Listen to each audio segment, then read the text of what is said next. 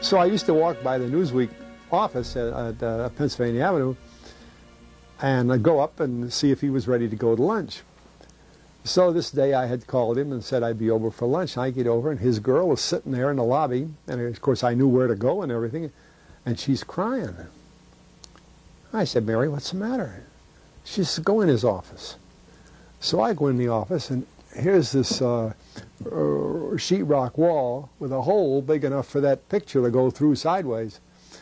I mean, straight forward.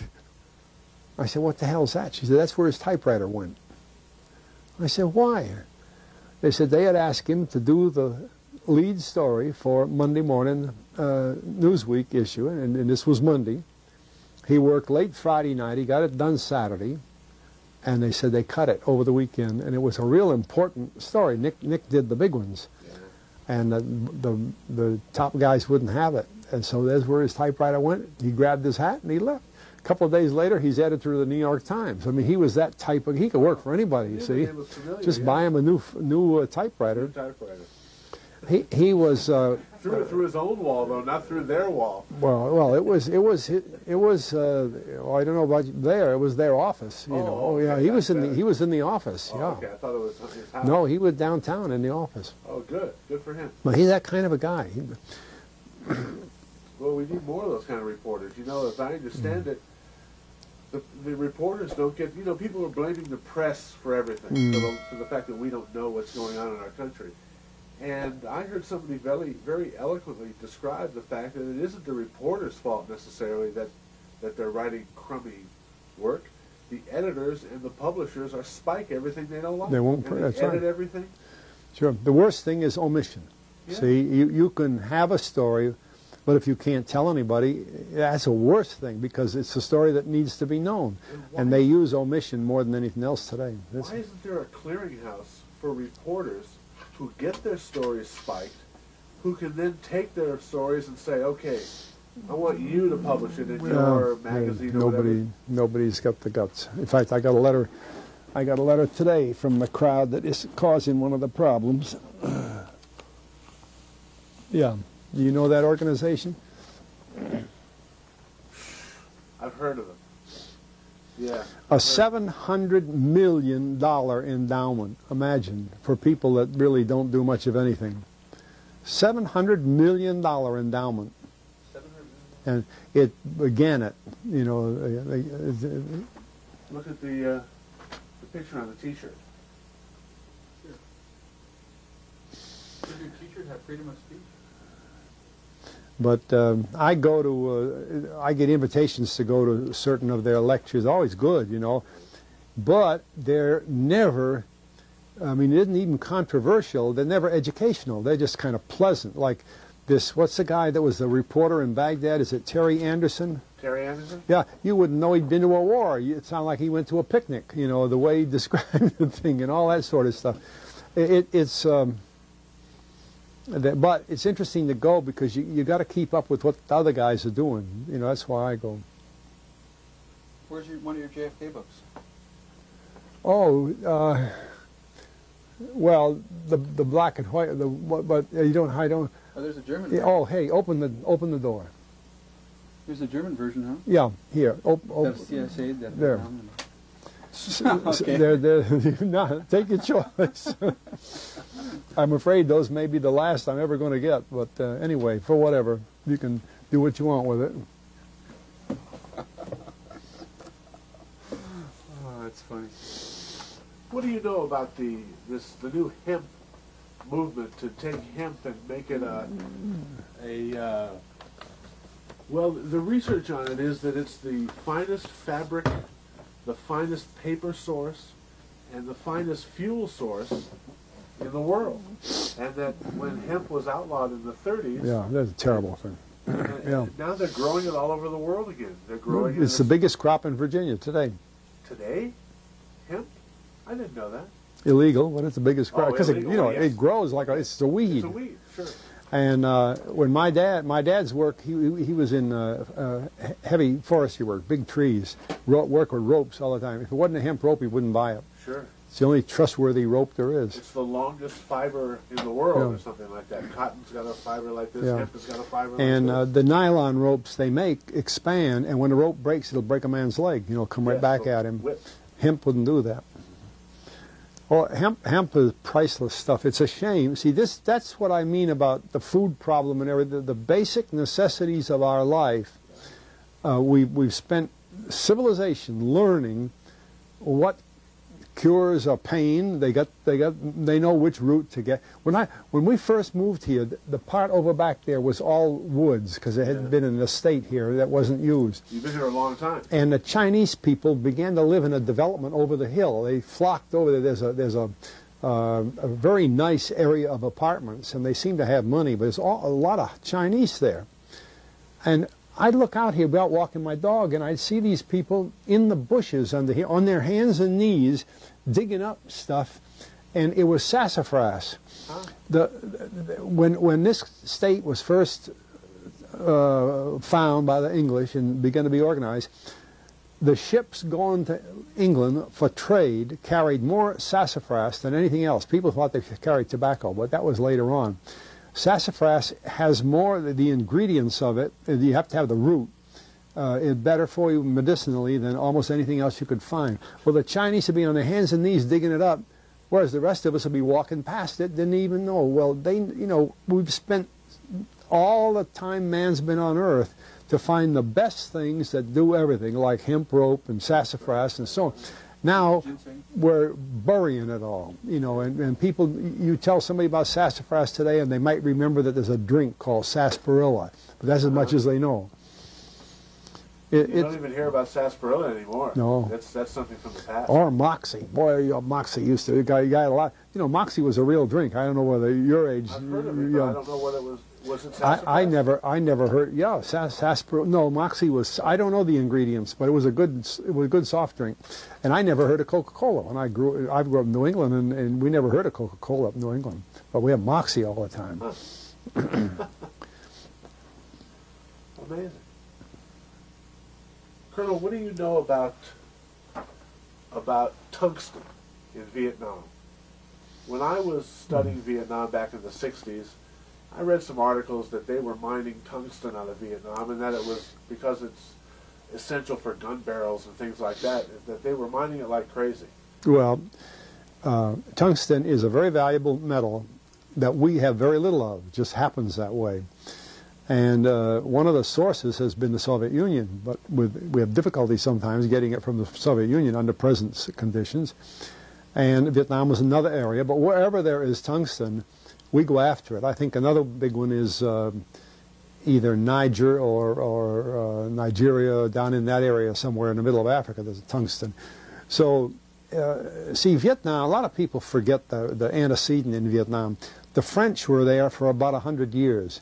Now, the French were real savvy about things like mining and all that. That's why they went. That's why the British, why all these people went to these other countries, was they figured the property was free. They didn't honor anybody's title to property. In fact, the idea of owning property didn't occur to the older groups of people. And they didn't live in a flat world. They just lived on what they were there. It didn't bother them what's on past the horizon. And until Magellan went around the world, or his people did, he never came back, people didn't think of property. If you didn't like your neighbors, you just moved a little bit, see? Well, the same with mining. I've been in a place in Africa where a man was working on a log, hammering out gold into jewelry and stuff, right sitting at this log with a couple of little boys over here working a pump to keep the gold molten for him or soft. And then, by God, while I'm standing there watching him and my co-pilot, he signals to the boys. They run down, and there's a hole over back there, and they're gone for a while. It's a mine. And down in that mine, they hammer on the wall, get some, come up, they put the rocks in a pan, and gold comes out. Now, of course, I'm interested in the jewelry process, and I'm interested in the little fire. But I keep thinking, what the heck's at the end of the tunnel down there? These guys, and this is just a daily business, a couple of little fellows in the middle of Africa. I still know where it is. I think I'll go there someday.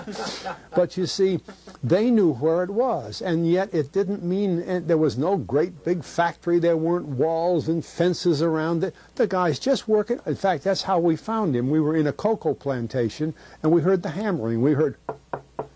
And then we wondered what the heck it was. See, and we see the little guy sitting there. Well, when the first explorers went running around, they found things like that. They said, well, this is mine. You know, just who do you deal with? Nobody. This is mine. From that mentality, they began to build up what was around the world. And the French began to realize that the Garden of Eden on the world was Southeast Asia, specifically Indochina. And you know, like the Agent Orange problem. The Michelin people had their rubber plantation in Vietnam. We destroyed it. That's why we had to let Michelin come into the United States to do business. Before that, we never gave them a license to do business in the United States because Firestone and Goodyear and so on. And Bobby Kennedy had to arrange with Michelin for the losses that we suffered they suffered in Vietnam from Agent Orange to, okay, open up a factory down in South Carolina. So all that stuff goes. It isn't just tungsten. You see, I'm beating around the bush, but it isn't just tungsten. It's the whole darn thing in Indochina had been pretty well categorized with, they were the biggest high-grade rice exporters in the world before the Vietnam War, that kind of thing. It was a very valuable country.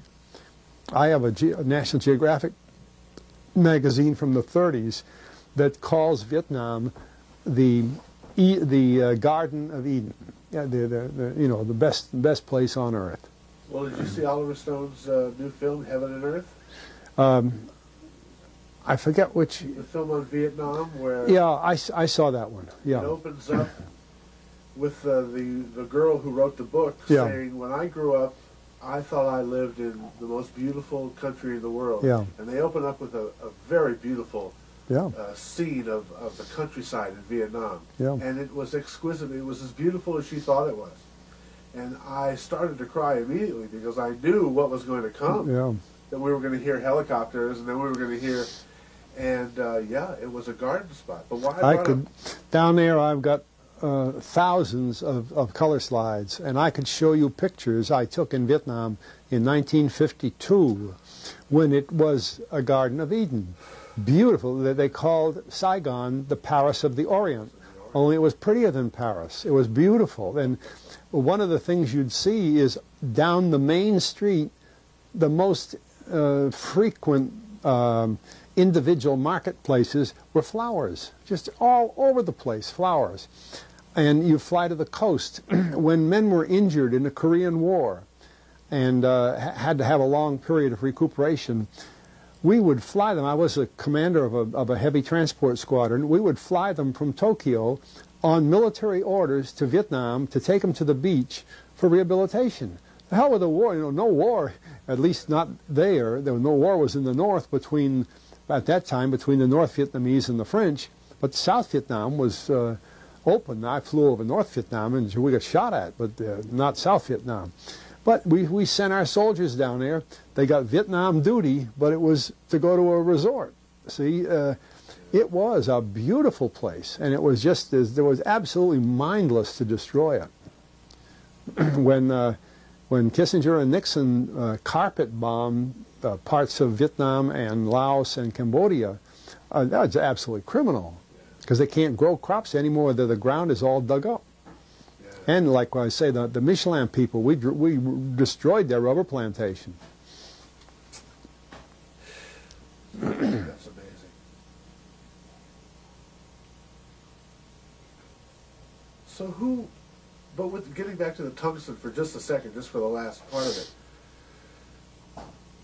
who was doing the mining of it? I mean, was it just an American mining effort, or was it a joint... Well, before, thank you. Before by the way, get yourselves whatever you want. It's just a regular refrigerator. Get in it.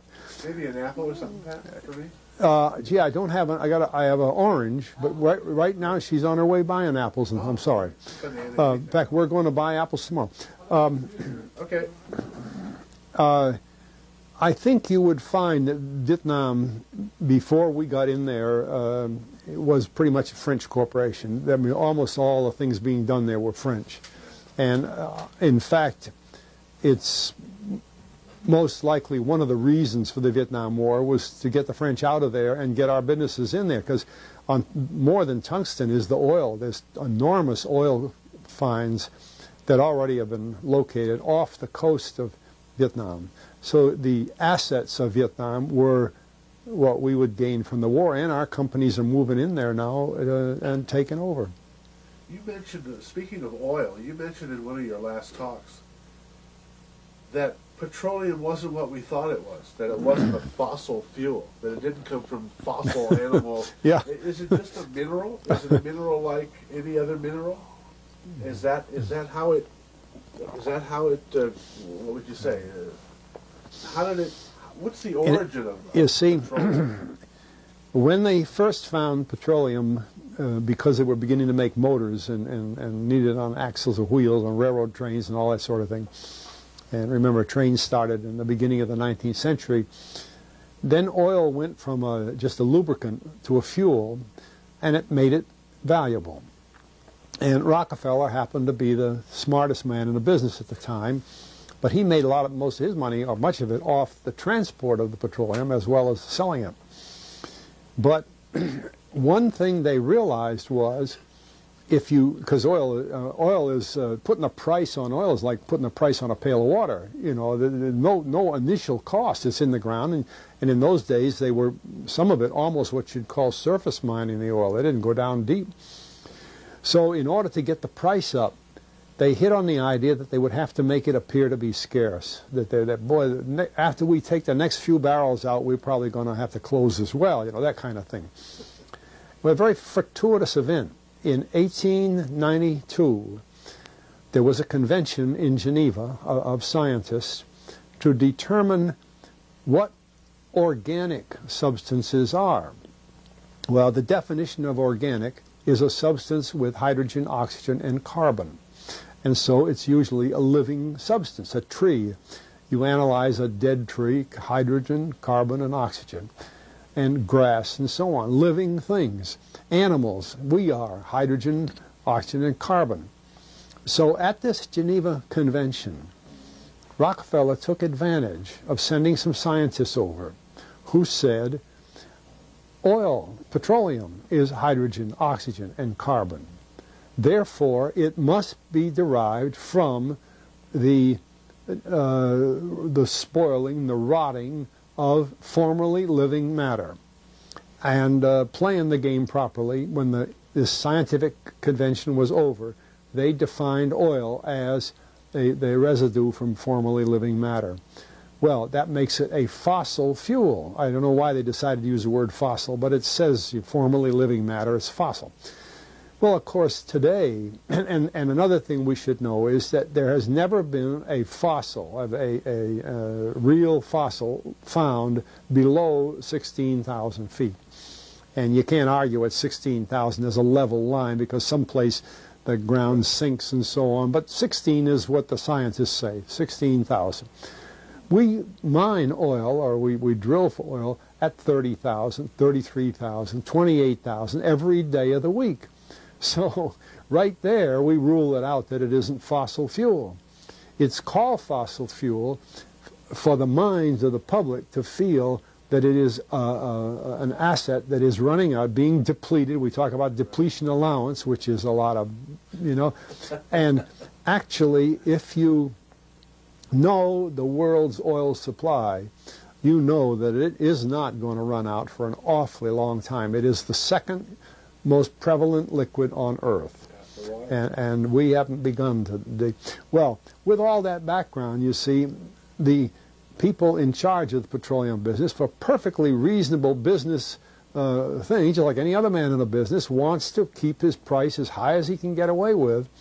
And the way to do is just say, well, there's no more. The last barrel is going to cost $1,000, and then it's all done. and they preach that stuff. What bothers me is that in geology books, it's in there. The geologists say it's a fossil fuel.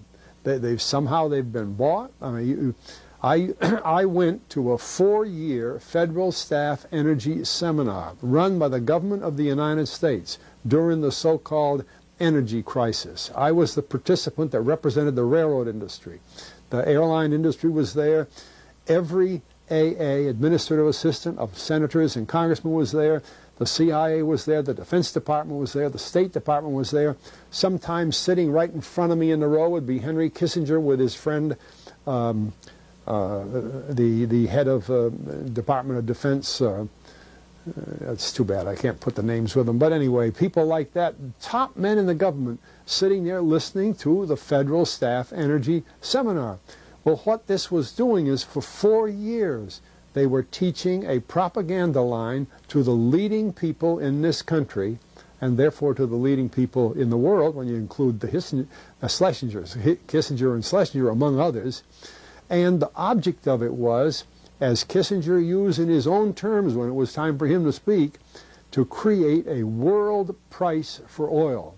In other words, not 30 cents a gallon here and 90 cents a gallon there, but let's get a world price. That's their goal, and they're trying to do that for wheat and everything else. We don't realize what the controls are, whether it's oil or some of these other things. Almost everything today is being categorized at the highest price they can possibly make it go. And so calling petroleum a fossil fuel is the basis for this system with respect to petroleum. And I don't know if the name Arthur Kantrowitz rings any bell. Arthur Kantrowitz is the head of the Kantrowitz Labs set up by the Avco company near Boston, scientific laboratories. And a great man in the scientific world. And Kantrowitz and I were sitting at a table at this seminar once, and the table happened to be all young college grad, PhD geologists. And so just to get a conversation started, I turned to Kantrowitz and I said, Arthur, what do you think about this foolishness of these speakers talking about fossil fuel? And it was kind of put up. He started laughing.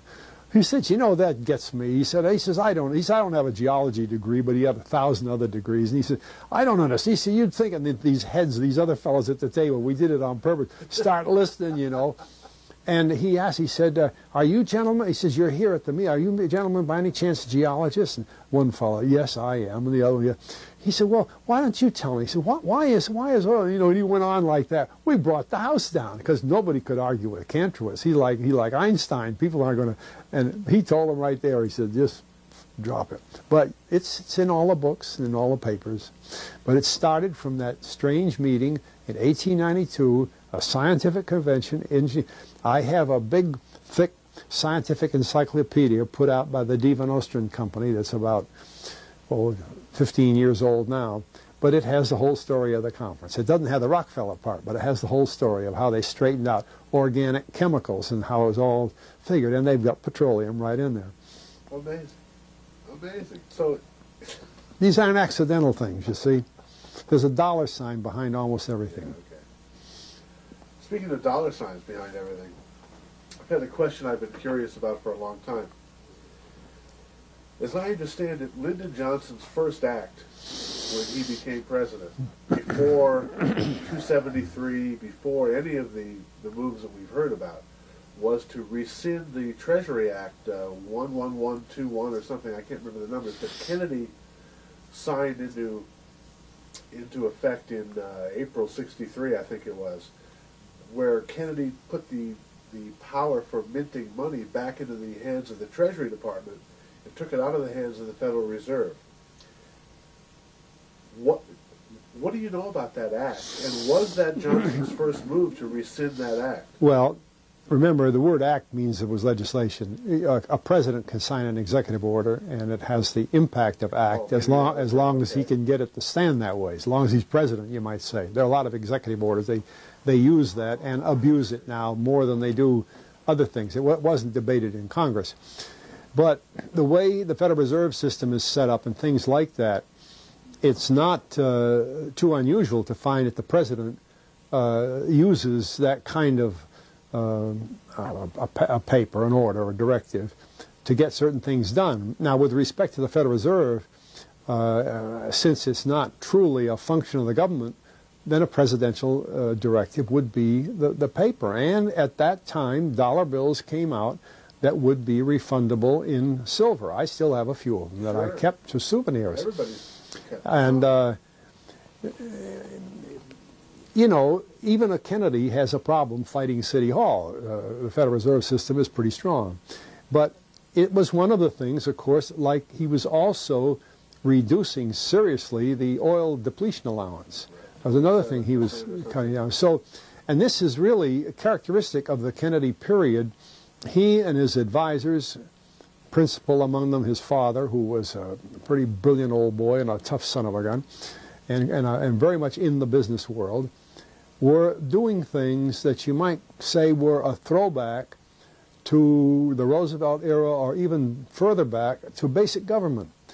And this, of course, built Kennedy an awful lot of very serious enemies, who were enemies from the point of view that he must not be reelected in '64. That was they could not permit him to get over 1964, because the second 4 years a president is beholden to nobody. He's not going to get, you know, and Kennedy knew that.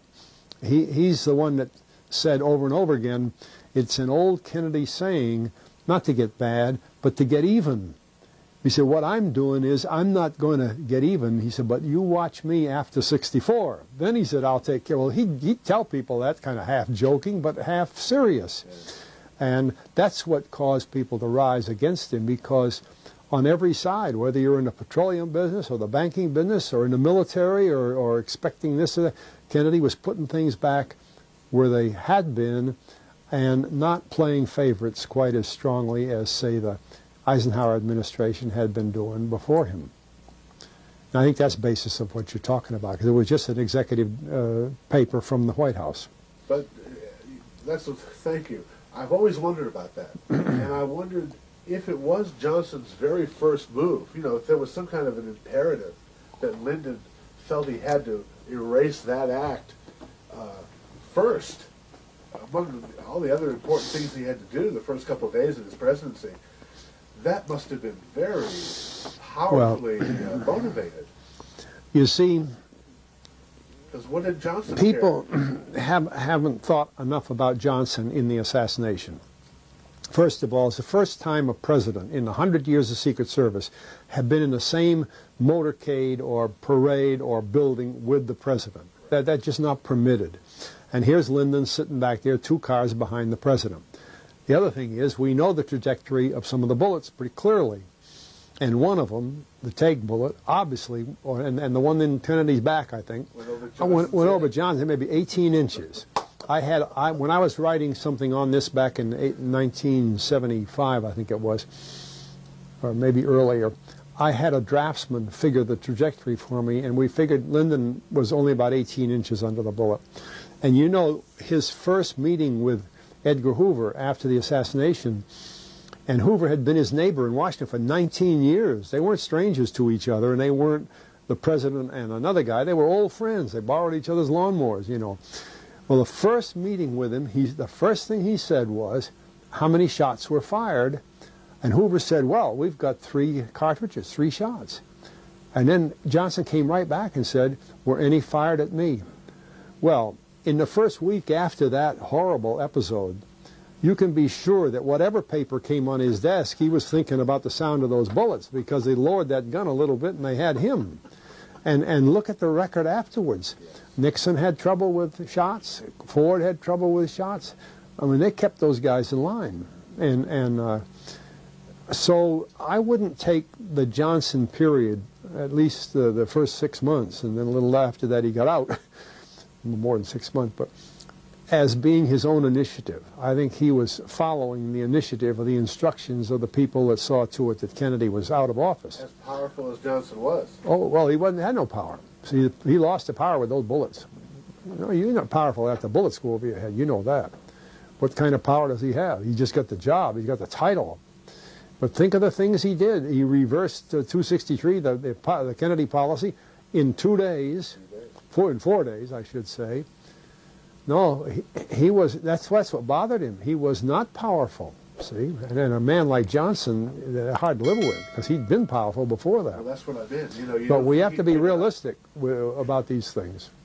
Is that why maybe he thought enough to say that there was a conspiracy before he died? Well, I'm sure he knew that the minute the bullets went off. I mean, I'm just sure he knew that, because he'd say, geez, what am I doing here? See, like that. And why was Connolly, the governor, in the same car? Well, maybe that seems nice politically, but even so, the Secret Service usually keeps the targets separated. But I don't think Johnson had a lot of choices, and I don't think he was truly, characteristically Johnson in that era right afterwards. I think he'd got his mind changed on a lot of things in a big hurry. When Lansdale retired, as I understand it, when Lansdale sent you down to New Zealand, and then he retired. Yeah, but we'll put that in clearer terms. People have abused that business. Lansdale and I had known each other since 1952. And Lansdale heard that I was going to be going down to New Zealand because the Joint Chiefs of Staff were sending, an officer to go with a bunch of businessmen, see, escort officer. And he says, I know the guys in Antarctica, I'll make sure you get your orders and all that. But he worked for the Secretary of Defense, I worked for the Joint Chiefs. We weren't even in the same level of work. We were in completely different offices. Yeah, people think he was my boss at the time, and I'd like to straighten the record out. He wasn't. And he was just an old friend. Hell, I'd known him from 52 to 63, 11 years. We'd visit each other's homes, wives knew each other, that sort of relationship. I'd be on a flight, he'd come in the airplane with me. He wasn't a pilot, but to travel somewhere. So he knew I was going to schedule to go, and he knew people to talk to about it, and that was just it. It wasn't his doings as such. But I did notice he seemed more interested in it than normal, so I had a little feeling that there was something in it that interested him. And I just wanted to straighten that out because some of the writers have really screwed that up pretty badly. What kind of a guy was he? I mean, was he... He was a genius. See, our country sent him to the Philippines to remove a president from the Philippines, Quirino, that was no longer acceptable. It's one of the few times that a man in a position like that wasn't just murdered and thrown out. Lansdale created the successor from this man Magsaysay, who when he first went down there, Magsaysay was a captain in the Army. A captain in the Army. Built him up, he got to be Secretary of Defense in the Army. Well, of course, with U.S. help and everything in the Philippines, that's not hard to do with U.S. dollars. Like Lansdale told me, he said, I did it with a blank checkbook. He said, that's all did they give you guns and all that stuff? No, just blank checkbook. Everything went fine. He was happy with the job. And so he used his power, but he used his good sense. Like there was a so-called opposition, the communist opposition down there called the Hooks. Well, he took advantage of that. He'd get Magsaysay to be the head of a battalion, say 1,000 men. The night before, half of the battalion would go out in the bush and attack a village, not in uniform. And in the morning at sunrise, the other half, the loyal half with Magsaysay up front would come in and trick guys out of the village, and burn down some huts and everything. And everybody'd run like wild. And then finally Magsaysay would round up the chieftain and say, hey, we're the loyalist people. Come on back. Everything's safe. We've captured the guys. They would actually have execution things. They'd shoot at the guy. That guy'd fall dead. They'd throw him in a truck. They'd shot with blank bullets. I mean, Lansdale never overlooked anything. And of course, when all this was going on, who's the other half of the battalion? Oh, they're Hooks. Oh, those communists that live in the bushes and that kind of stuff. It's clever. Good scenario. And he kept doing that enough times so that the people that had never bothered to vote before and all that kind of stuff up in the bush, thought this Magsaysay is just a wonderful guy, see? Meanwhile, Lansdale's off on the side somewhere playing his harmonica with his friends. But it was smart. Another thing he did that they don't usually write about is he had a lot of movie projectors. And he would send men into towns showing movies that, among other things, is like evening TV, see, but it was just on a movie, and among other things, showing what a great guy Magsaysay was, and then maybe some little marginal kind about Quirino, really not such a good, he couldn't attack him, but, maybe, well, we ought to get rid of this guy. Oh, Magsaysay be one of the people, coming up. And the way he did it, he just, when they counted the votes, Magsaysay had so many votes, he just swamped Quirino. And Quirino left because of a vote, not because of a bullet. Well, that's kind of a job. We should have done that with Castro. See, we get Castro out that way. Now, wasn't because the hooks were actually a comment. They're all well. The basic hooks, yeah, he just took advantage of it. See, any opposition, just like here when Joe McCarty would get mad at somebody, call him a communist. Well, Lansdale would get mad at somebody, or getting Magsaysay mad at a tribe somewhere. He'd say, well, they're hooks, let's go after them, see. But a lot of it was, he used to tell me how they staged some of this stuff. And they'd start with the movie theaters, and get the people thinking. And then it always happened that the town that had the movies showing, and he'd say what they do is just go downtown and show the movies on the side of a building or something, but all the natives would come in, see. And he said that if they ever noticed it, it was always where they showed the movies and where Magsaysay had come just to see the people, that all of a sudden the hooks attacked. See, it just all kind of went together, that kind of stuff. And he had the agency behind him, but even that was funny. His worst enemy in Manila was the station chief of the agency, because Lansdale didn't realize it, but they hadn't told the station chief that this guy was coming in to do this. They were operating like 2 units there, and finally, Lansdale told me one day, he said, I wouldn't be surprised that bastard shoots me, because he knew he was really mad at him. But they got that squared away when they realized the problem. It was all done. He was really working almost alone, but he had some very, very close, powerful friends in the lower level Philippine government, like Magsaysay and people like that, and he treated them so well that they just, a fellow named Valeriano, actually Valeriano, and we don't hear much about this, was training Cuban exiles before the Bay of Pigs, and he gave them actual, practical, down-to-earth training about how you overthrow somebody, because Valeriano had been the guy that worked with Lansdale to overthrow Quirino, and they figured he's a natural. We had aircraft from the Philippines. We had people from the Philippines helping in the Bay of Pigs. I don't think anybody's ever written about that. Was it Lansdale who pulled the... he sounds like a master psychological that's his warfare big operative. What they call unconventional warfare. Was he the one that got 1 million people to move from one part of the country to the other by telling them that the Virgin Mary had appeared somewhere? In Vietnam. Yeah.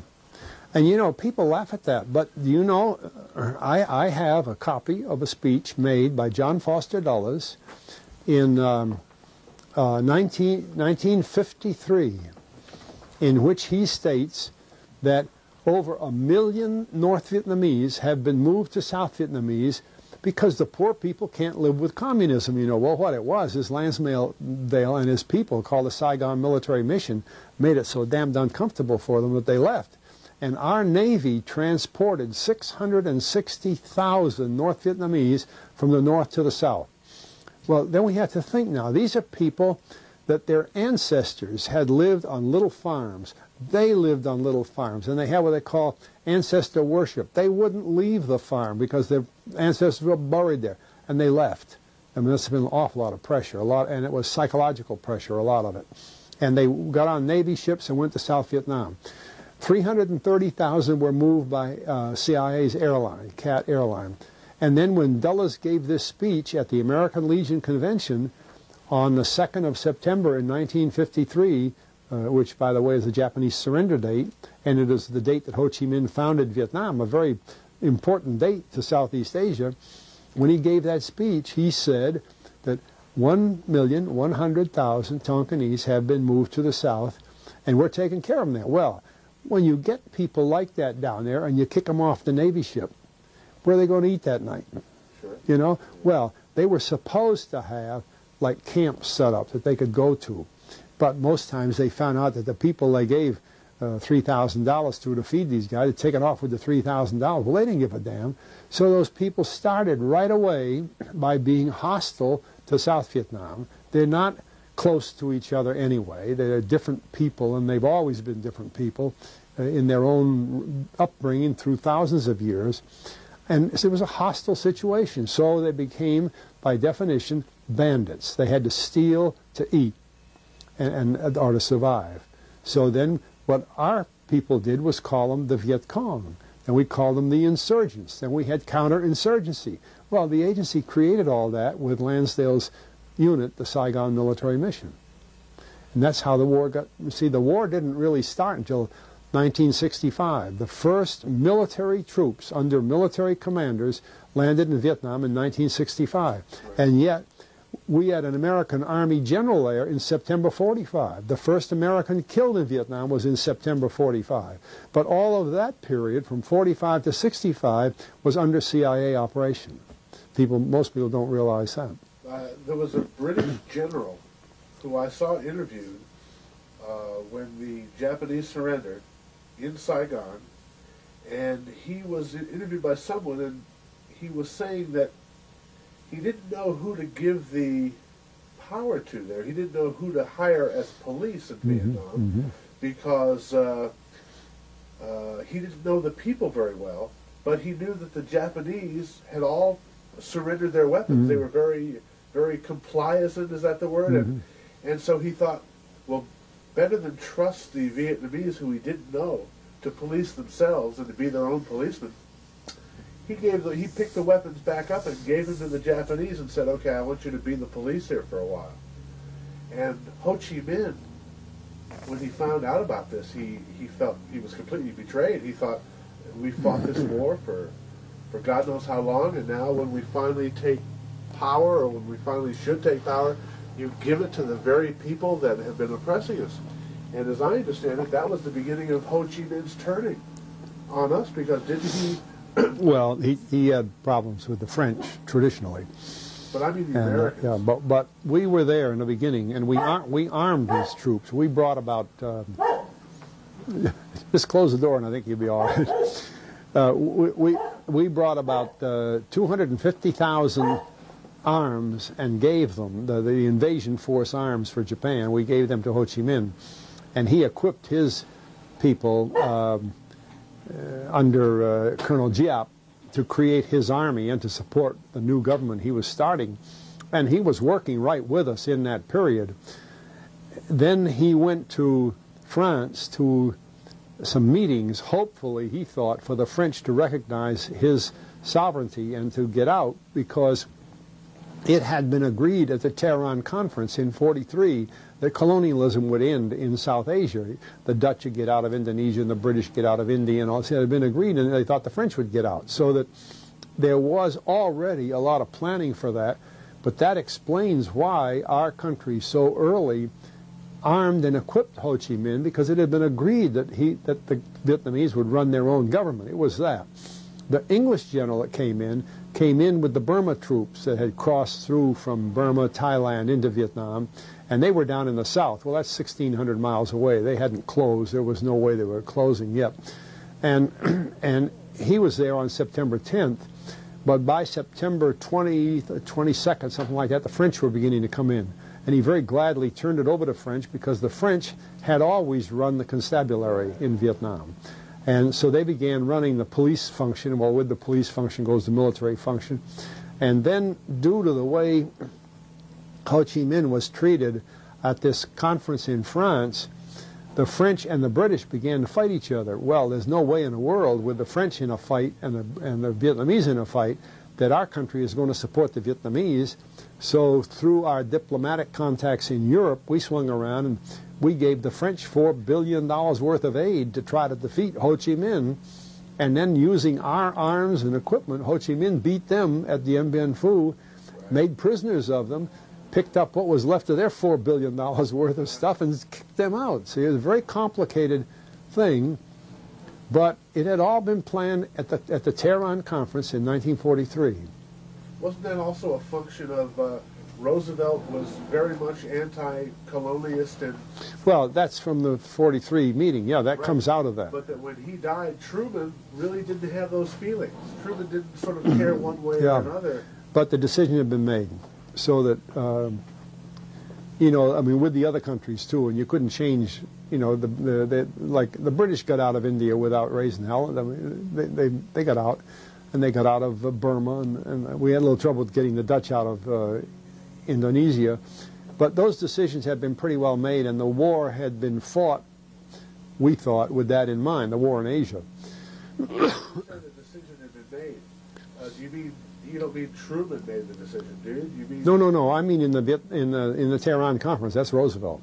See, the Tehran, a lot of people haven't studied the Tehran Conference enough. It was Roosevelt, Churchill, Stalin, and Chiang Kai-shek. You can't find a single book that will say that Chiang Kai-shek was at the... I have one book that says Chiang Kai-shek was at the Tehran Conference. I was at the Tehran Conference. I was the pilot that flew the Chinese there, so I know damn well they were there. I flew them there. And I've... That'd be great. Pardon? Tell us a bit about that. Well, yeah, it's rather surprising because we had the Cairo Conference, which was Churchill, Roosevelt, and Chiang Kai-shek, and they did that on purpose to create Chiang Kai-shek as a fourth major leader, see? But there's a bad political problem there. Chiang's worst enemy was not the Japanese. He was a dictator. He ordinarily would have sided with the Japanese, see, but he was a dictator, but he was controlled by TV Soong. First of all, TV Soong's sister was his wife, and secondly, TV Soong was the wealthiest man in the world. So Chiang Kai-shek knew who he was working for. Well, this gave Stalin a problem, because if Stalin was going to try to agree with Roosevelt to help Chiang fight the Japanese so we can move B-29 bombers closer to Japan to bomb and end the war, Chiang's enemy wasn't the Japanese. Chiang was Mao Zedong. Well, Mao's a communist, and how the hell is Stalin going to tell them to, you know, to forget the communists and side with this guy Chiang, who was a dictator? And he had a hell of a time. So Roosevelt did it. He argued with Stalin. Churchill kept quiet, and they finally worked out an agreement. It probably cost a hell of a lot of money, where Stalin told Mao, look, Chiang is fighting to get rid of the Japanese, which is good for China, so be quiet for a while. Well, that was 43. Mao beat Chiang Kai-shek in 49, so there was an interval. But what happened immediately, and it was noticeable because I was based in Cairo, and as I say, I had been at the Cairo conference, and then I flew the Chinese up to Tehran from Cairo. These were TV Soong's delegates that had been there at the conference, and en route, just as a point of interest, I landed at Habbaniyah in Iraq to get fuel, and another plane landed. It was Elliott Roosevelt. He and with a friend of mine, Captain Gray, they were going up there. Elliott said his father wanted him to meet Stalin, and we stood and talked. I introduced him to the Chinese. It was no secret the Chinese were going up there, except to the newspapers. They never mentioned it, and the books don't mention it. Wasn't Elliott Roosevelt some kind of a covert operator in some way? Or was it Elliott Roosevelt was based... Kermit? Yeah, Kermit. Elliott Roosevelt, who was Roosevelt's son, Franklin D. Roosevelt's son, was based in Algiers with a Air Force reconnaissance unit doing recon work out of Algiers. But he was on his way, and the point is that if he saw the Chinese going up there, he'd know darn well they were there. His father knew they were there, and I don't know whether you know this interesting story or not, which Elliott Roosevelt wrote and signed himself, that years later, when he went back to Moscow to talk to Stalin as a sort of a reporter, as he was leaving, Stalin said, I'd like to ask you Elliott said, I'd like to ask you a question, sir. He said, why is it that when my mother, Eleanor Roosevelt, asked 3 different times for permission to go to Moscow, to visit Moscow, your ambassador turned her down? And Stalin acted surprised. He says, you don't know why we did that? He said, no. He said, well, I sent my ambassador, Gromyko, down to Georgia when the president died, and I have him ask Mrs. Roosevelt one thing. May I view the body? Because Roosevelt was in a coffin that was closed. It was never open.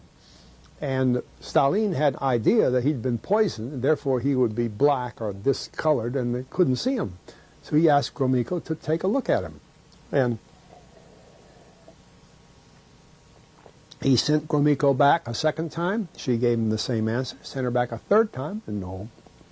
So said, when she wanted to come to Moscow, we wouldn't let her. And Eliot said, well, why was it so important that Gromyko have to view the body? After all, my father was dead. And Stalin said, you don't know why?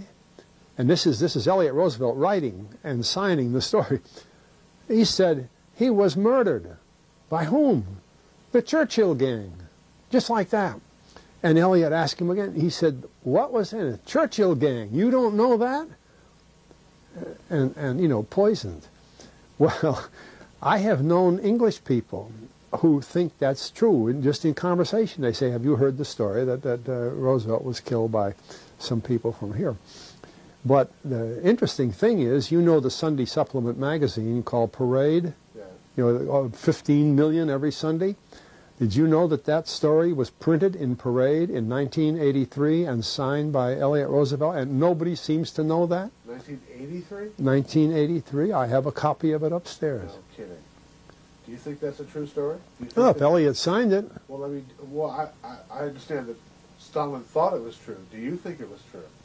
Well, I would have no way of knowing except I read the story. Okay. And I know this much, too, that Franklin D. Roosevelt had ordered Elliot to be in Tehran to meet Stalin, you know. In other words, that Elliot had met Stalin, so it's very, you know, reasonable to expect that the editor-in-chief of Look magazine would send him to Moscow because he knew Stalin. Nobody else could have a face-to-face I mean, those elements are pretty true, and I can't imagine Elliot writing it as a, you know, in '83, the situation would be such that if it wasn't true, he'd have a hell of a time with everybody in the Soviet Union. Didn't you met Elliot on his way up to visit Yeah. Stalin once when he was doing a gas drop for his plane or refueling?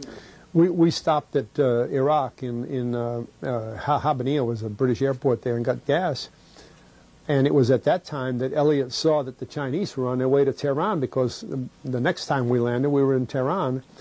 And I had all the Chinese with me. And what was interesting is the Russians were in charge of the protection of the city, the protection of the people for the conference, which they should have had them down there taking care of Dallas in '63.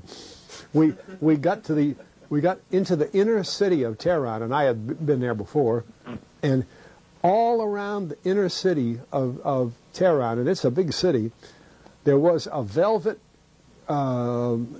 like a rug, about 12 feet high from a cable, and you couldn't, you know, a wall, you could not get by that barrier. And it was just a curtain hanging there, a big velvet curtain all around the city. I walked about a third of it just to see if it kept going. But every 50 yards, there was a Russian soldier carrying a weapon, and half of them were female. They had females in the army, and a lot of them, this was the kind of duty they'd be on. Well, when we were coming in from the airport, having arrived almost just 1-2 with the British delegation that came with Churchill in his big York airplane and my plane landing, we were driving into the city, and all of a sudden I couldn't go any closer, or the car I was in couldn't get any closer to this velvet curtain. We had to stop. And the Chinese that I had brought up there were, of course, in their VIP cars just ahead of us. We were just tagging along with them. And ahead of them was a delegation that couldn't get through the curtain, just stopped there. And for this kind of a thing, nobody wanted to accept the delay, but we had to. And then I saw the Chinese start laughing, and they were pointing, and they would stand up in the car, and they were pointing, and that sort of thing. And what it was is Churchill was in his, what they used to call that jumper costume, you know, for the jumpsuit that they wore for the bombing attacks, you know, in London. He had his jumpsuit, had his typical cigar, and he had his derby on, you know. And he had no pockets in the jumpsuit, so he had no ID. And the Russian soldiers that were guarding that curtain wouldn't let him in, you know. And everybody with him had ID. And I said, look, this is Mr. Churchill. The soldier, where's his ID? And he hadn't. And the Chinese were just laughing to beat the man. Churchill must have thought they don't recognize me. Well, you know, it was the typical Russian soldier. You know, where's your pass? And never mind what your face is. I mean, we all thought that, but they made him wait. We had to wait, and finally somebody from inside came out and rescued old Churchill and let him through the gate, and he's shooting on through. And when we got to the gate, we were directed to where we weren't going to stay while we were visiting, but we weren't put inside. But that just killed the Chinese. They were still in there laughing to beat the band. Do you think that the Cold War, I asked you earlier about the bankers in Russia and who controlled the money system in Russia. What I was leading to was, if our money was backing the earliest Russians, and if our bankers were friendly with the earliest Russians, and if they were indeed financing them to some degree, was the Cold War a put-up job? Was there really ever a difference? Because if our bankers were running Russia's banks, and if they were running our banks, they would know better than to know, that Russia would be against us to the degree that we were all told during the Cold War they were against us. Do you think that there was some kind of put-up job on an enormous scale here? I don't know whether, and I don't mean to be talking down to anybody, no. Most of all present company. The Cold War started before the end of World War II. Our OSS people made contact with what they considered to be valuable intelligence agents within the Russian sphere before the war ended, when the Russians were still our allies. And they exfiltrated those people, about 50-50, Nazis and pro-Nazis. And Mr. Dulles' deputy, Frank Wisner, was stationed in Bucharest. Dulles was in Switzerland, was in Bucharest, Romania. And we had a lot of POWs, American air crews in Romania, that we'd been bombing the Ploesti oil fields. A lot of planes were shot down because all low-level bombing.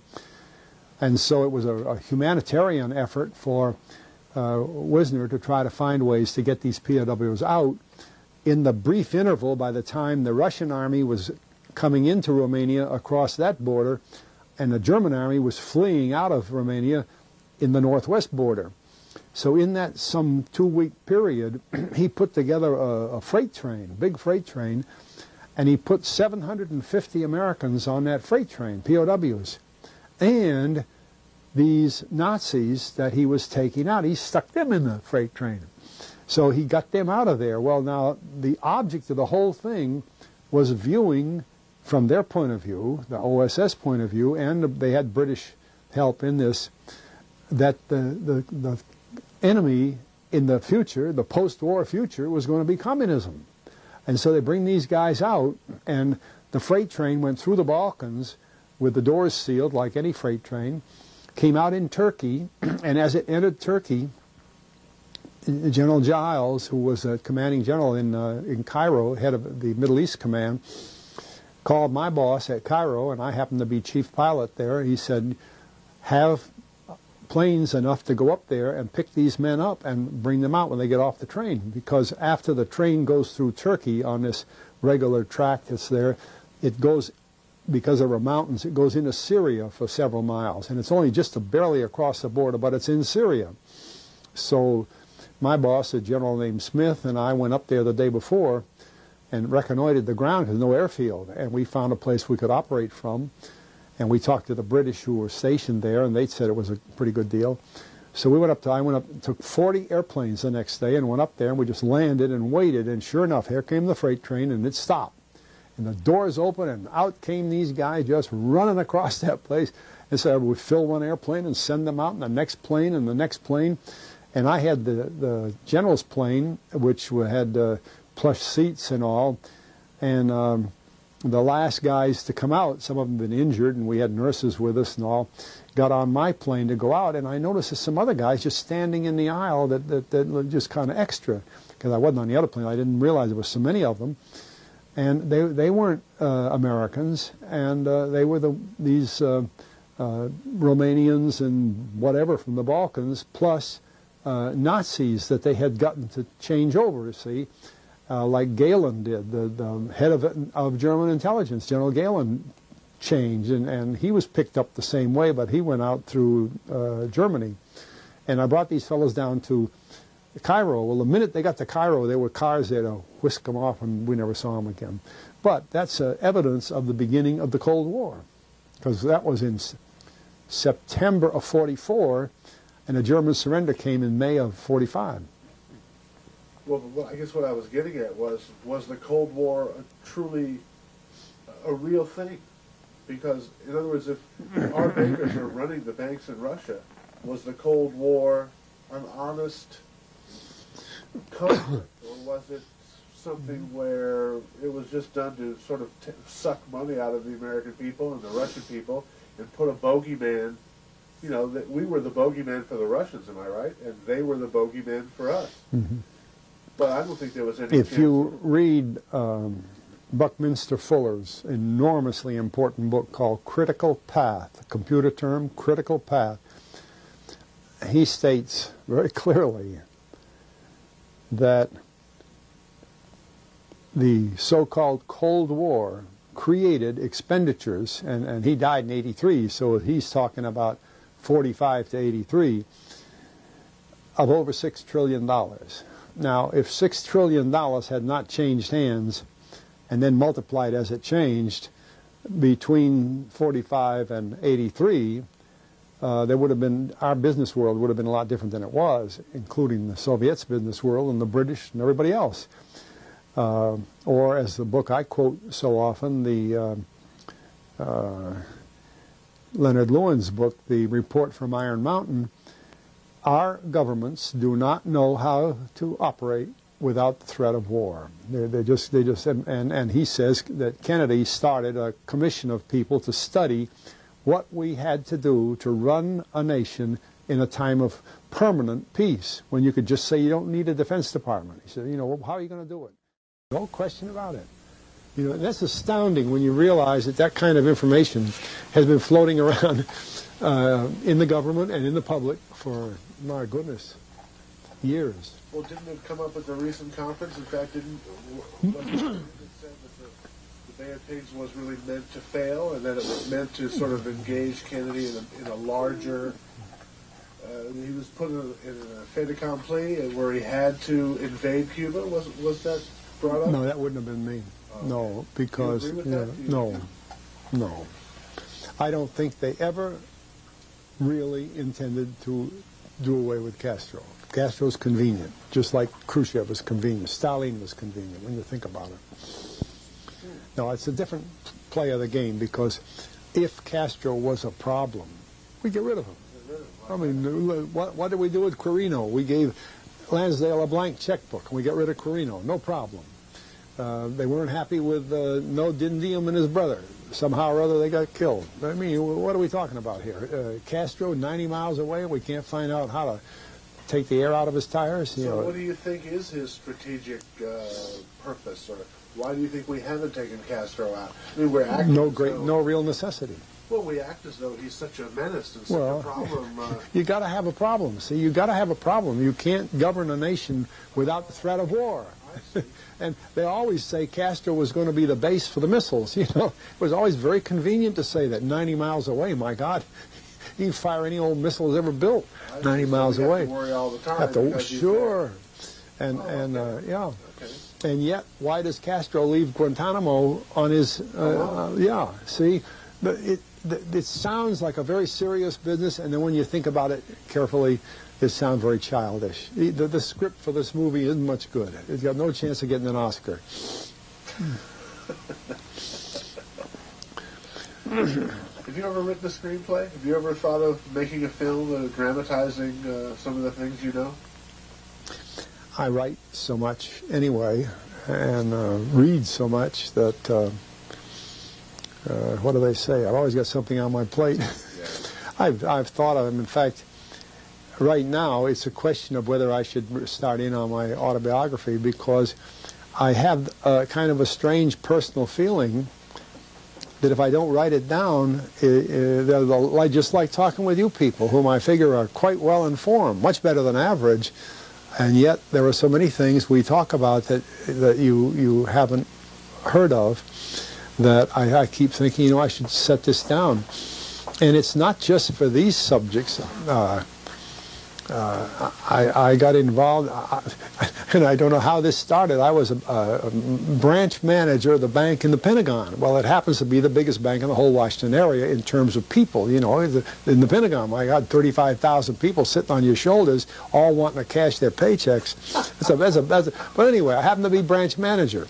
So the people, the directors of the bank thought it'd be a good idea to take that old stupid Air Force colonel and send him to school.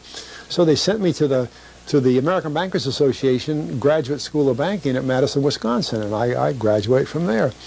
Well, while I was there, I met a young man who was from the American Bankers Association and was in charge of the computerization programs for banks, which at those days was in the future.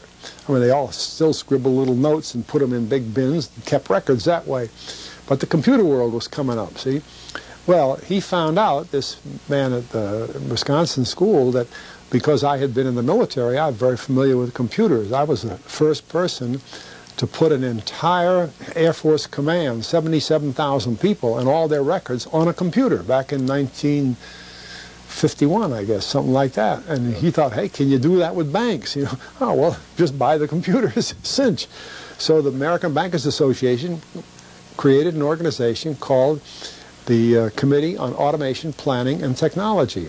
And although I came from a very small bank on a relatively basis, I was a charter member of that committee, and I worked with them for a couple of years converting the banking system to computers. And that meant creating this horrible thing we call credit cards. And after we got the banks in, we all got thinking, yeah, but what about the Federal Reserve System? Why aren't they in this? So I was hired to be a consultant to a firm out here that has made its reputation and its money on ticket sales for airlines. You know, there were reservations for airlines. They're called AirInc, and they're computer experts. And on considering the years we're talking about, back in the mid-'60s, they were a real fine. So the Federal Reserve System got a contract with AirInc, and AirInc hired me as a consultant, and we put the Federal Reserve System on computers. Well, I only cite that because, again, I never dreamed of either working for a bank, going to the school, working in computers, and putting the I kind of feel bad I put the Federal Reserve on computers. It would have been better the way it was. But, you know, to recapitulate the era and to try to explain it the way it went for those of us involved, I feel a certain responsibility that I should do that. But it sounds kind of funny to throw that on top of the Bay of Pigs or the U-2 or some other things, you know, they don't seem to fit, but that's exactly how they happened, you see. And then, while I was in the bank, we tried to get new accountants. And I read in the paper about the Congress being so bold as to start an organization called Amtrak. Well, at that time, it wasn't called Amtrak. They invented the name later, but, you know, Amtrak, the passenger railroad. And I thought, my God, there'd be nothing better than to get a passenger railroad system going. And they're going to have a lot of money. There's all this, they got to fund it. So I went to a man on the board, what do you call it, the organizing board of this new company, and asked where they were going to keep their funds and everything. Would he put them in the bank in the Pentagon? You know, we could take care of them. And we got talking, and he said, hey, he said, we got a bigger problem than that. The minute we open, we have to have offices all over the United States so that this railroad system can do business with the government and with the military. We want a director to handle government and military sales for the railroad. Why don't you do that and hell with the bank? I said, you know, it sounds good, you know. So I joined them, and I toyed with the trains for 10 years. Well, now, I'd never dreamed of doing that either. And yet, in the process, I had a very unusual career there. I became the president of the corporation, 3 different presidents, speechwriter for 6 years. I wrote all the speeches, all the things, all the public word for Amtrak. I happened to be the writer. Well, I've always felt that if you're a writer, you have to know something. So I started reading railroad books and meeting railroad people, and I was absolutely stunned to find out how little railroad people knew about railroads. They just figure you buy a few trains and a locomotive and send it down the track. And really it's about that, you know. So I went to England and France and Japan. The president of the Japanese Railroad invited me over there, and I went all up and down that beautiful system they have, and I began to know about railroads. So one day the McGraw-Hill Scientific Encyclopedia called me up, And they said, listen, we have to have a section on railroad engineering in our encyclopedia. And I said, well, I'm not an engineer. Yeah, but we can't find any railroad engineers. You write it. So I did.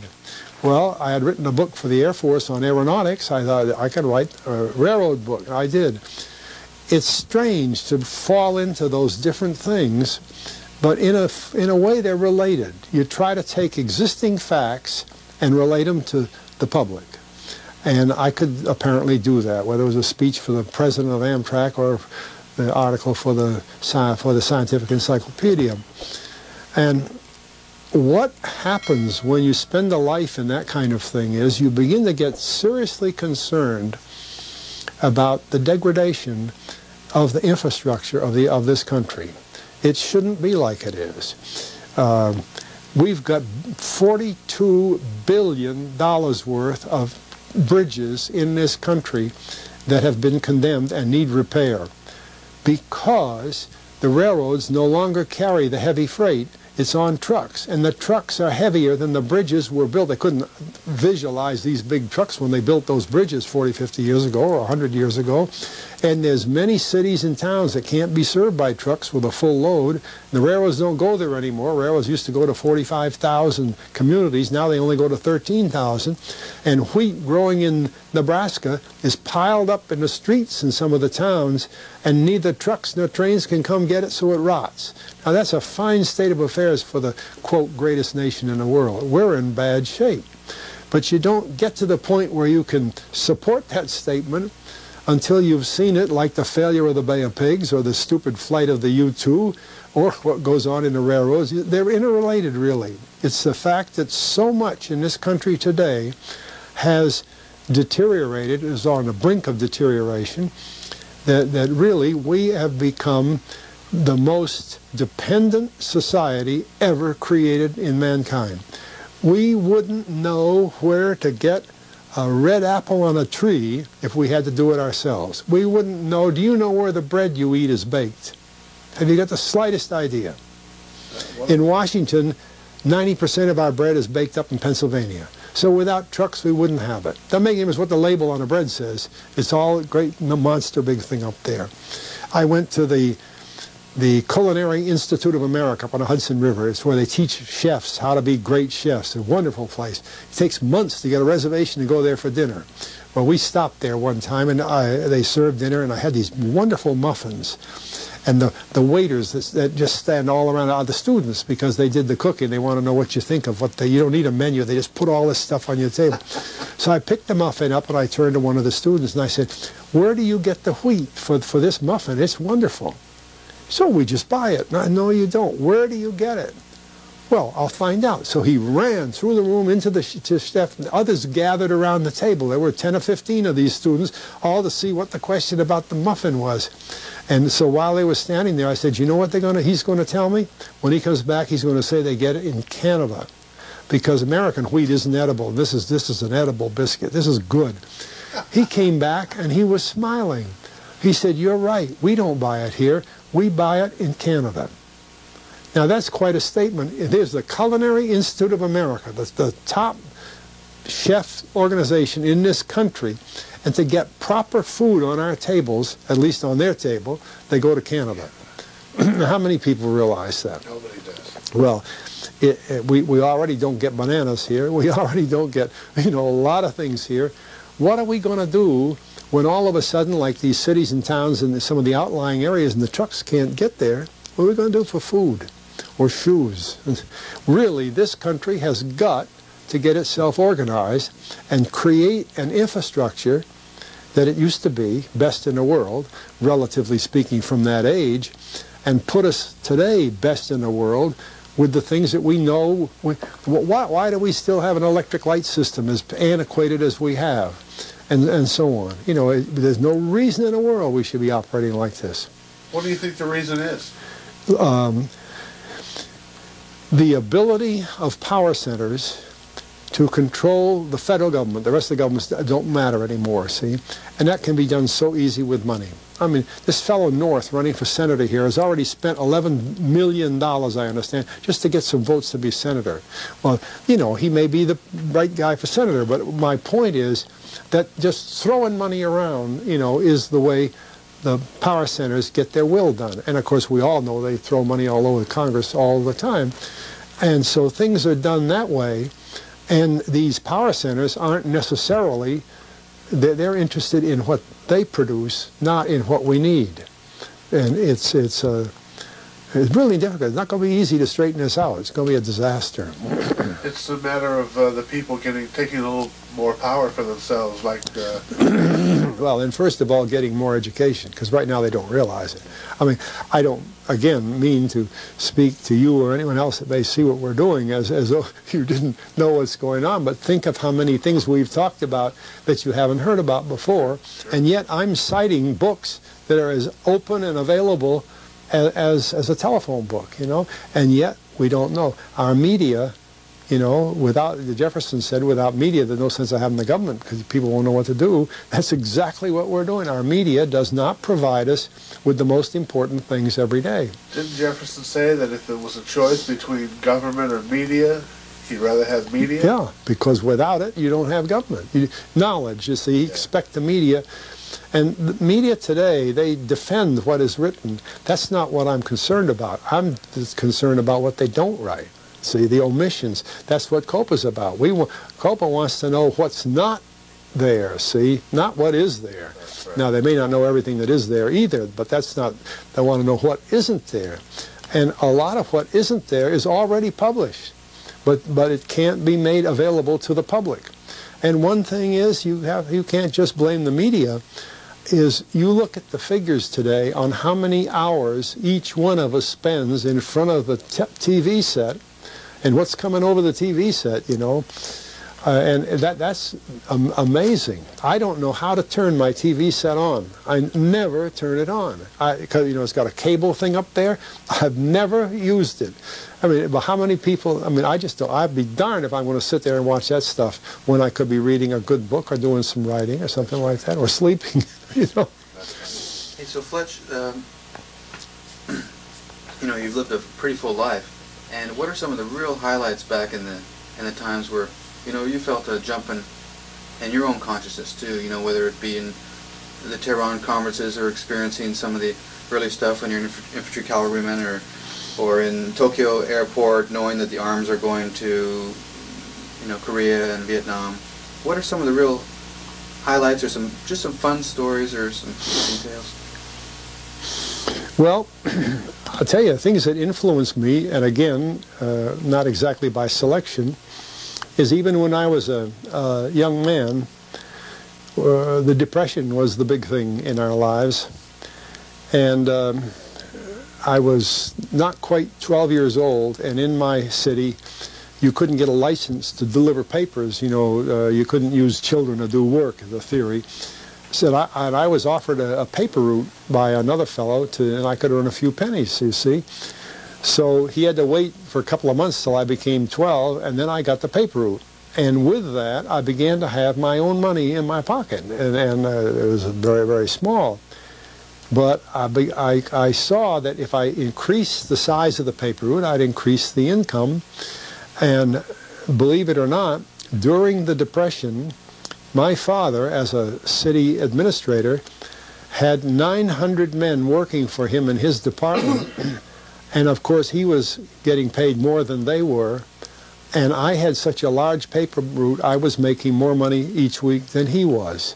Okay. The economics, you see, work by the system you're manipulating. And I learned then as a teenager that you can create the income you have to have, or you can create the thing. Well, in the middle of that, it was customary in my neighborhood for people to belong to a scout troop.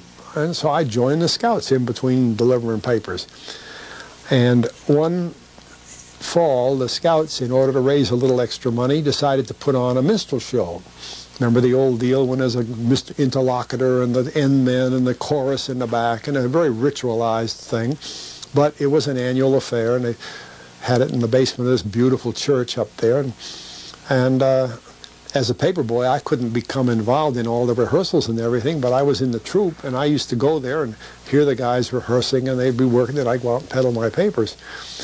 And the night before the show was going on, the director came to the troupe and said, fellas, so-and-so, Clifford something, is sick. And he had the lead song to sing. He said, I got to have somebody else sing it. So he get up, next guy, next guy. And either because he was tired or something, and when he got to me, he said, you're going to do it. I'd never done anything like that in my life, although I liked to sing. I could play the piano, and I'd sing at home. So I sang that night, and my God, I got encores, which no one else in the minstrel show had gotten. So the man that was running the minstrel shows was not a member of the troupe. He was a man that put on the minstrel shows, so there would be a bit of professionalism to the work. And he came to me and he said, hey, I got a minstrel show next week. I need another tenor. Would you do the same song for this other group? Well, okay. And he paid me $2 or something like that. Fine. You make money by singing. This is new. Next thing I know, in the old days, and I don't know how many people remember this, when they had horse races and before TV days, the horses would race, and then on the radio there would be this 3 or 4 minute interval, and they would read how the race came out and a few notes, everything that came by telephone to the studio. And then until the next race, they'd have a piano player or something. And one day I was walking from high school down to get the bus to go home, and this piano player, who knew me a little from my singing, said, hey, come up in the studio. So I went up. He said, hey, you know this music? I said, sure, sing. So I'm on the radio. And I'd broadcast 6 or 8 weeks that way. Again, total surprise, and running home to deliver my papers every night because I needed that income, and the radio didn't pay me anything.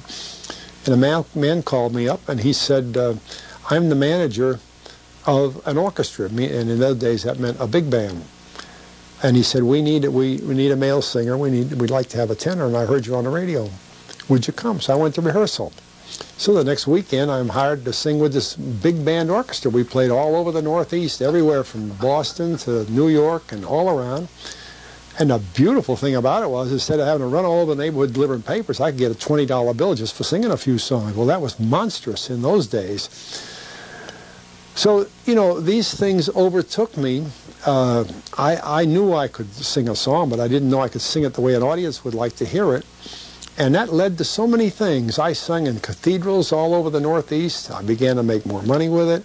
I bought a car, paid my own way through school, all that sort of thing, just from something that was so easy to do. Well, then, all of a sudden, to change that, when I graduated from college, rolled up in my diploma were my orders to active duty. I had been in ROTC, so I had and also my second lieutenant commission. And it said, be at Fort Drum,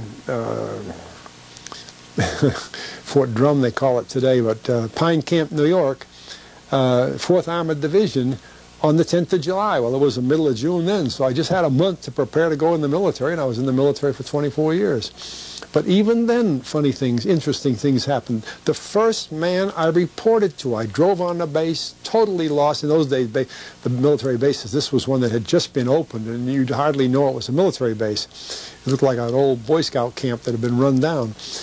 And they were still building the buildings that we lived in. The first man I reported to duty to was a Captain Creighton W. Abrams. Abrams later was Chief of Staff of the Army. He was the chief of our forces in Vietnam.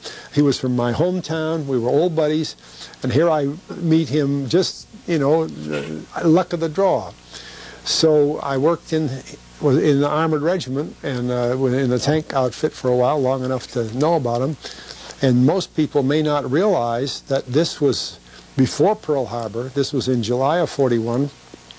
Our 4th Armored Division was totally equipped with skis, parkers, ski boots, fur thing, big mittens.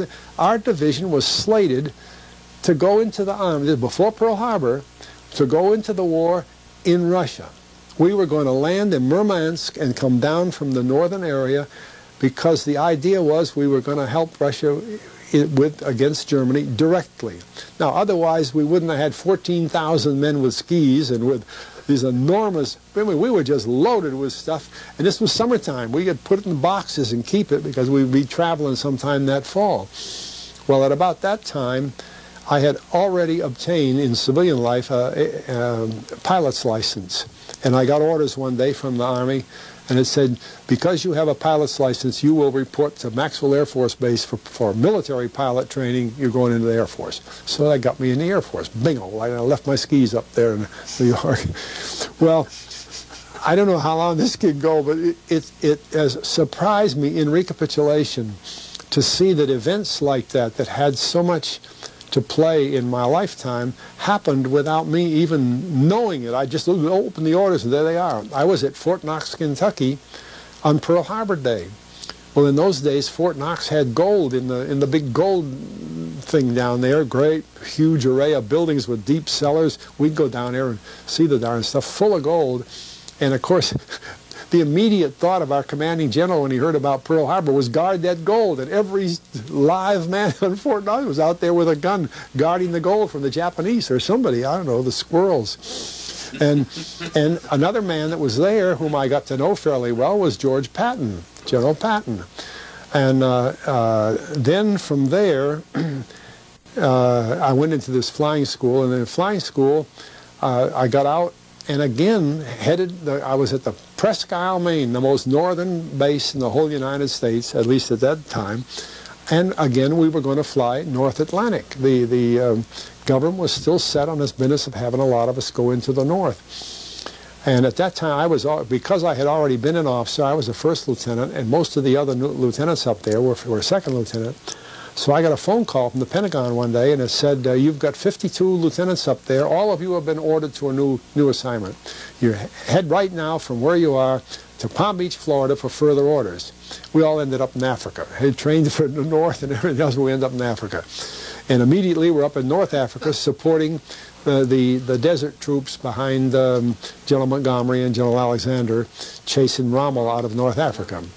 Well, I could keep going like that, but I just never realized that when it was happening, that it happened with unbroken string. I never had a day off. It just kept going. Did you ever know Stilwell? No, because he was in China, right. And I was the chief pilot in Cairo with 1,200 pilots. We had a heck of an outfit. I have 405 airplanes that are based in Cairo, the big airline. And our planes would go as far as the CBI, but we would stop at the Assam Valley, and the other way we'd go to Casablanca. So I never went into China at that time. I went later, but no, I didn't know Stilwell. Because he has such a wonderful reputation as being a smart, tough man. Yeah. I remember he used to call Chiang Kai-shek the little peanut. Yeah. Well, he was right. He wasn't wrong. And an outgrowth of this question about Chiang Kai-shek that is interesting today is when it came time to press the Japanese through Burma, the British needed additional forces, and we didn't have enough forces out there. We had what we call Merrill's Marauders, that crowd, but commandos more or less. But we needed men, we needed a lot. So Chiang Kai-shek sent a division down to Burma, and we made a single force out of some British, some Americans, and the Chinese. Well, the Americans, as is typical, were the paymasters of the whole force. And the way they used to do it in those days was pay was always cash on the table, no checks, no credit cards, all that. And the finance officer would come by airplane with these boxes they call foot lockers, about so big, like a trunk. And it'd just be loaded with dollar bills, just loaded. So being in the transport business, I had to fly the finance officers many, many times. And the finance officers going to Burma, and this will interest you, you open their box and no dollar bills, little white like sugar packages, opium. The Chinese troops are paid by opium, but this is American finance officer. So we used to sit there and say, now where the hell do those guys, where do they get it? See, where does it come from? We had a supply of opium funneling through Burma into Southeast Asia during World War II, which by Vietnam time had become professional. And General Lee Me, the old Chinese general that was defeated in 1949 when Chiang was defeated, moved his division into northern Burma and picked up the trade in the Golden Triangle. Well, he just had the same troops and moved them over into Laos where they had the Myong tribesmen. Well, They were southern Chinese. They're not Laotians, but there were 65,000 of them in Laos under the command of CIA, by the way, and ostensibly to fight the Viet Minh troops coming through from Hanoi, which makes an interesting little story. But these were all the Mao tribesmen. And what are they doing up there? Growing poppies. And this whole thing swept into Southeast Asia. And then by the time all that gets organized, the military paying in heroin anyway, in opium anyway, General Lee Me growing the opium, the Mao tribesmen growing the opium, and the Vietnam War coming in. Then the guys from Marseille moved in and took over the operation. And people don't realize that it all had antecedent. There was no holiday. The Japanese signed the surrender in Tokyo Bay on September 2nd, 45. Ho Chi Minh declared the independence of Vietnam on September 45. Our Army general, a fellow named Gallagher, was standing beside him on one side. On the other side was the OSS man, Lou Conin. Both are big names in the Vietnam business. And they start moving on into Vietnam. And we stayed there for 30 years getting the opium business organized. And people wonder where the drugs come from, you know. Could you know, it's such an important subject because, especially with the amount of propaganda that came over with Bush and Reagan coming in, and Bush and Reagan putting Bush as drug czar and making huge amounts of money and sending huge boats to Panama, and my generation and getting flooded with cocaine, and let alone in the Afro-American population getting flooded with heroin, and poor whites, and you know, it's so bad that they would, not only does it disorient and keep people down, but then they use the profits. And if we can go on to that just a little bit, because it's really, you know, a huge job on the American people, a huge snow job, not to make any puns. And it's really important because the generations and the people just don't know the details. No, well, they don't, and unfortunately, I think, again, it works from both ends.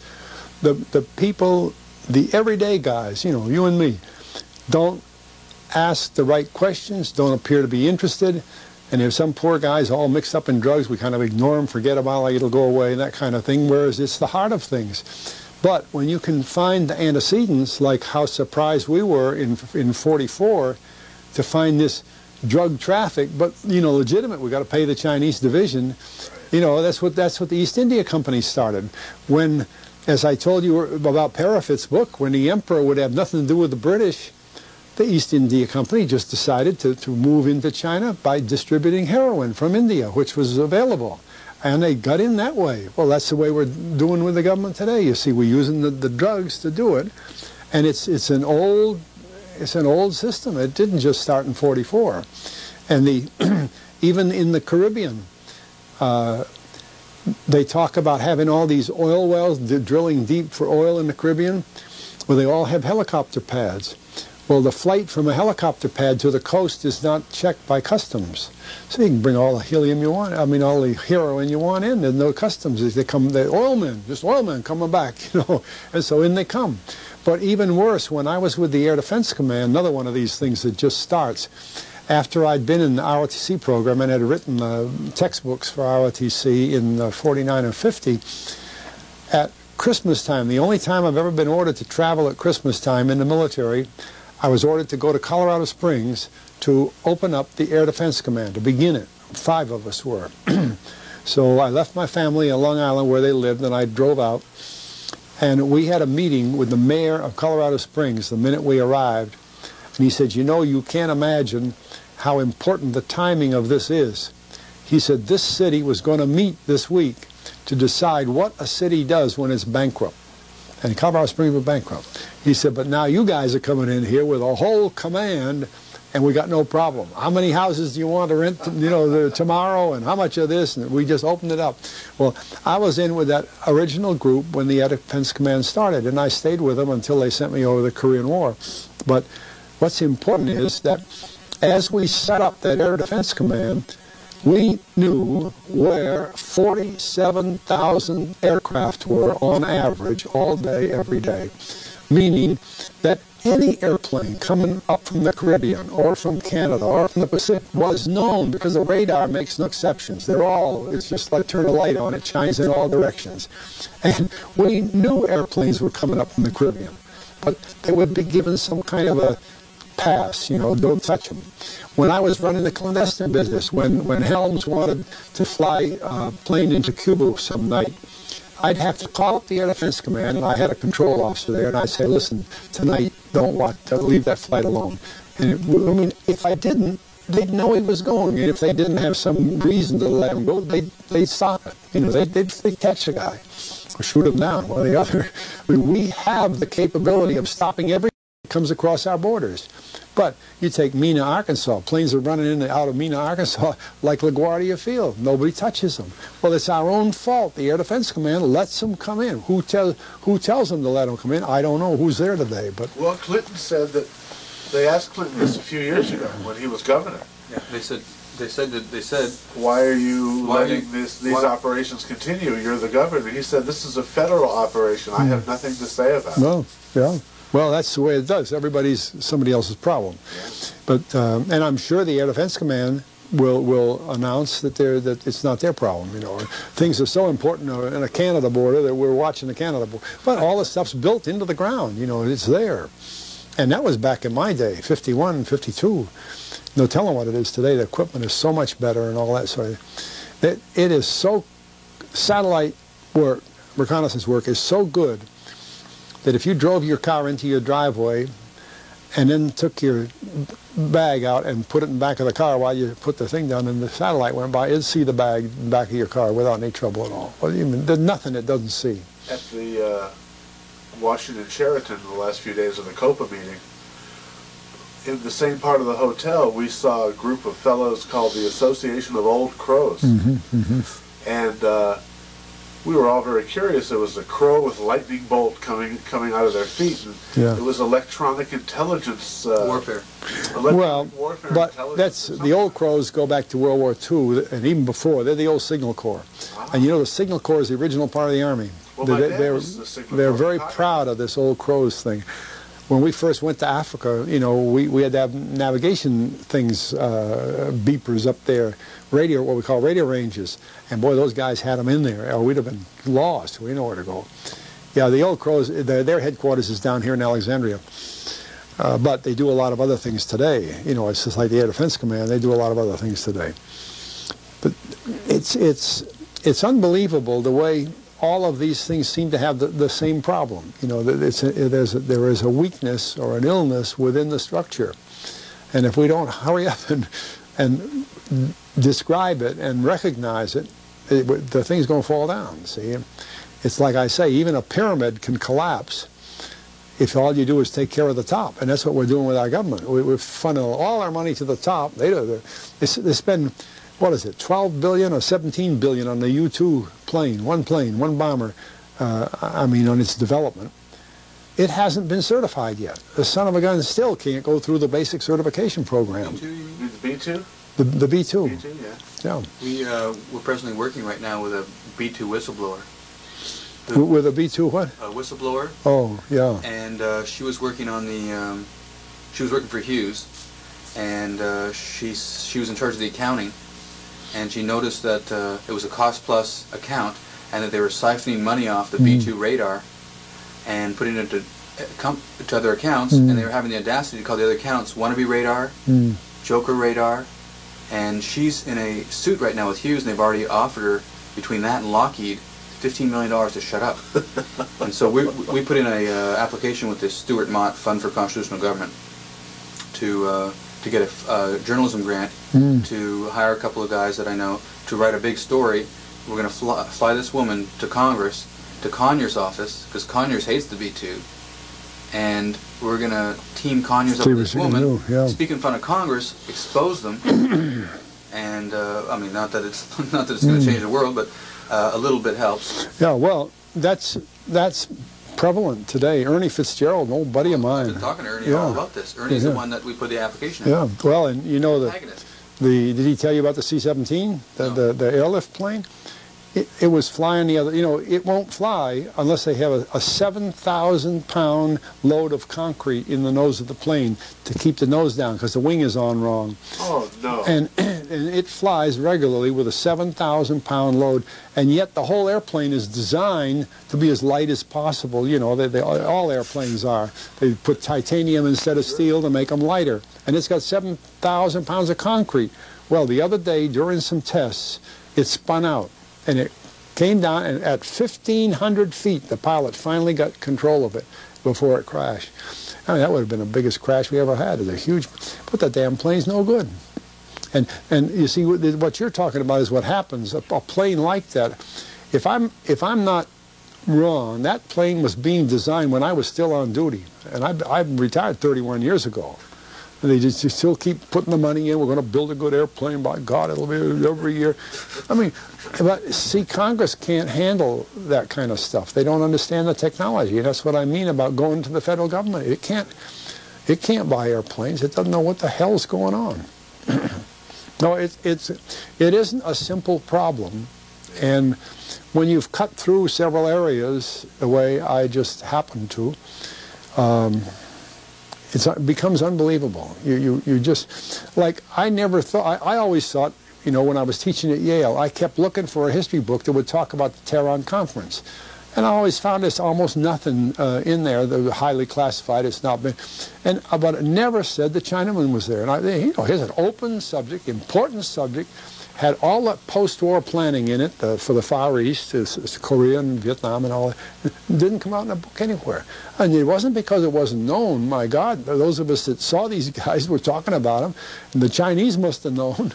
It's strange how things can be so controlled. So the Chinese were helping to and would benefit from the Korean and Vietnam Wars. Well, their goal, of course, being TV Sung's people, was to keep Chiang in power and to run China as a dictatorship would, which of course China had always been run, and it runs better that way. But what we needed them for was, or what Roosevelt used them for, was to break down the old European colonialism system, and that was what they were discussing. They made the deal with Stalin about the invasion. That was done, and he told Mao to quit fighting Chiang, and Mao agreed. And in a surprising statement, 1 week precisely after the invasion of Normandy, Mao Zedong came out praising the invading forces for helping their friends, the Russians, and by attacking the Germans from the Western Front. Well, all set up. See, I mean, it was all just like starting a ball going down the hill. Not to return back to the drugs for a sec, but there was this rumor that was, 8-10 years ago, that when Bush was involved, and Bush was a long-time CIA boy, and what have you. One of the operations when he was working in the oil, in Zapata oil, was that he was using the offshore platforms, like you said. It was rumored that his offshore platforms were used for the drugs because of his intelligence. Yeah, and they were Zapata, the same name as the Bay of Pigs. It's called Zapata, like the Bay of Pigs. So the name filtered through without raising any eyebrows. People thought they were talking about Zapata, and they were, but it was Zapata oil instead of Zapata, the invasion. And so, do you know anything about this? I know you said that you looked and you saw the heroin in the trunks and certain things, but it's sort of this same old for people that know what's going on. For people that don't know what's going on, when they hear that George Bush might be involved in the cocaine traffic, even after the Panama incident, it's still hard to believe, because what a better cover story than to be the drug czar getting the new drug war. What a better cover story than to go the antithesis of what you're trying to do. Yeah. Well, as you can see, I on purpose try to stick to things that I myself participated in, or like I tell you, I knew the Dulles brothers, so when I talk about the Dulles brothers, I talk how I knew them. I don't talk about when they were someplace else. And I find that there's so much to do with that, and I can just say, look, this is I mean, we were in the same room. Here are the papers we used. That I try to stay with that because the validity of the subject then becomes more important. To extrapolate one or two things away. Now, Bush was at Yale when I was teaching there. Okay, but I don't think he was running.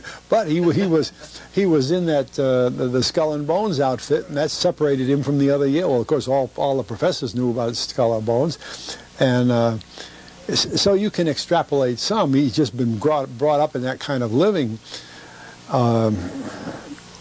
His first oil job in Midland, Texas, where the old story of his red Pontiac, what did he drove down there? Graduation present. He showed up in Midland Oil, and he meets the guy that runs. Yeah, from Lidke. Lidke with Pennzoil, and then all of a sudden, when Bush is in the office here, and when Bush comes in the White House, then the biggest business deal in history goes down with Lidke. Lidke gets the biggest settlement ever. It's the biggest settlement ever against Texaco. Well, that's just the old Skull and Bones boys keeping together. But a lot of things work that way so well. Is the old coalitions of families inevitably stay with it, and since nobody does anything about it, they go right ahead and do what they want. Sure. Like Jeb's running and Neil's running. It's yeah, the Bush boys are both running for political office, and Oliver North is running at the same time.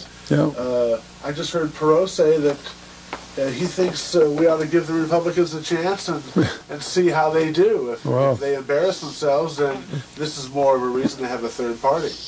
Well, and there are such obvious things. Let's say we're driving down the road out here, and there's a Marine driving his car home, and on the way, he stops at a store on the side of the road to buy something, and he doesn't happen to have the money, so he steals what he wants and goes home. He's not supposed to be tried by the civil police. He's supposed to be tried by the military police. North should have been the first day they had a problem with him. The Marines should have called him back and court-martialed him within the Marine Corps. He's an on-duty, active-duty, paid-for Marine. Where he works, it has nothing to do with the jurisdiction over him.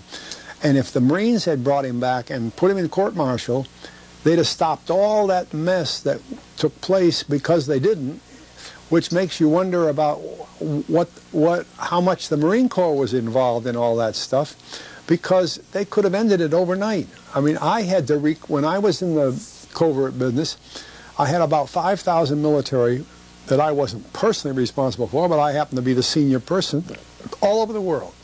Now, if one of them got in trouble, all I ever did was take the telegram that told me this guy was in trouble and hand it to the service he worked for, and they'd call him back and court-martial him, whatever they had to do. I had one guy that worked for CIA get caught in a theft, about $14 million theft that he worked, because he could get equipment for nothing and he sold it. So I just, when I got the records, I took him over personally and I gave them to Mr. Dulles. I said, he's your man. And that guy, I never saw him again, disappeared. Well, that's the way things are supposed to work. Why didn't the Marine Corps go after North the first time he made his mistake, and then either vindicate him and say that it wasn't his mistake, as might have been the case at that stage, or court-martial him? That's what the military's for. I've been a commander in the military. I've had to court-martial people. Wasn't it because he was seconded to the NSC, and maybe it would be too embarrassing to... No, that has nothing to do with it. Military people are assigned to colleges, they're assigned to businesses. Military people are assigned to all kinds of things, but they're still paid for. They're not permitted to take salary from somebody else. They're paid for by their service. They maybe don't wear the uniform every day, but they're known as a Marine.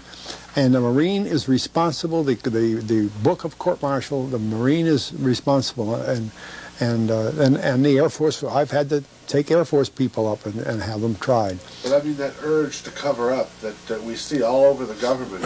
Oh well, but that's abuse of the thing. The system should work the other way. See. Yeah. And especially in the case of people at the, I mean, if it had been an Air Force guy, I wouldn't have let him stay 5 minutes and embarrass the ball. I'm the one that mentioned Butterfield and got Butterfield knocked out of his job. I did that. I knew Butterfield. He was in my work. And when the son of a bitch was lying to people, I had to tell, and they got him out of there. Well, it was done formally, just objectively. He didn't mean anything to me, but he was hurting the Air Force. So I told Daniel Shore, I said, that son of a gun he's your problem. We'll get him back in the Air Force. Well, I had retired by then, but I knew the system. I knew how it worked. No, but that's the way things are supposed to work. That's the only way you can keep control on people. Because, see, they get up in the NSC, they know nobody up there is their boss. They're just sitting there. Yeah. There's an awful lot of stuff done like that.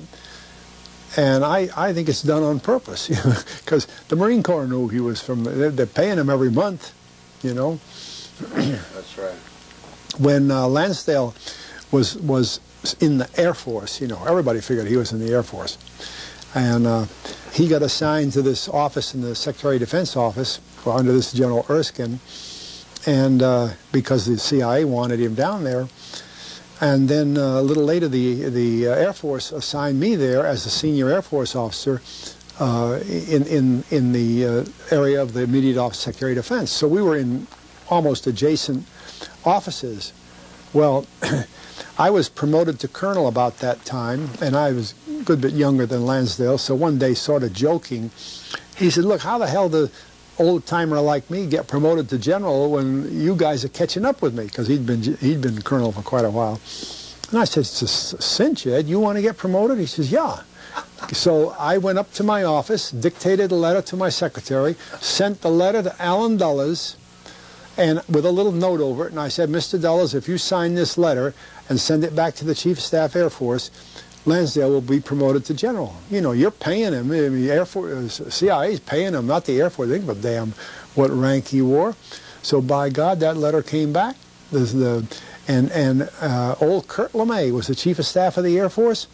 He called me up. He said, I don't know who, he had a list of guys who were going to be promoted to be a brigadier general. And he said, I don't know this guy down here, and the personnel people don't know. Who the hell is this guy Lansdale?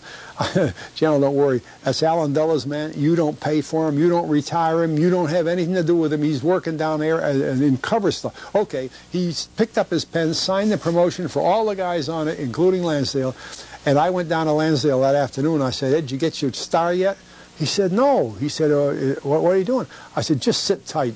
While I was there, the telephone rang. Personnel called him, said, come up and see us. So he was just a general on paper. He No. He was a CIA man. I understand. Yeah, But he wasn't really a general. Well, no, he wasn't real Air Force even. He wasn't even, you know, he was just nothing. A general was his cover He story. didn't draw a pension after he retired. Well, sure he did, but he drew it from CIA. Oh, that's what I mean. Yeah. Okay. Yeah. See, we were very careful not to intermingle the funds. He'd get a check every month, a green Air Force check, the regular government, but he'd have to turn it in to get his CIA check. Oh, See, I mean, and which was bigger. You know, it was more.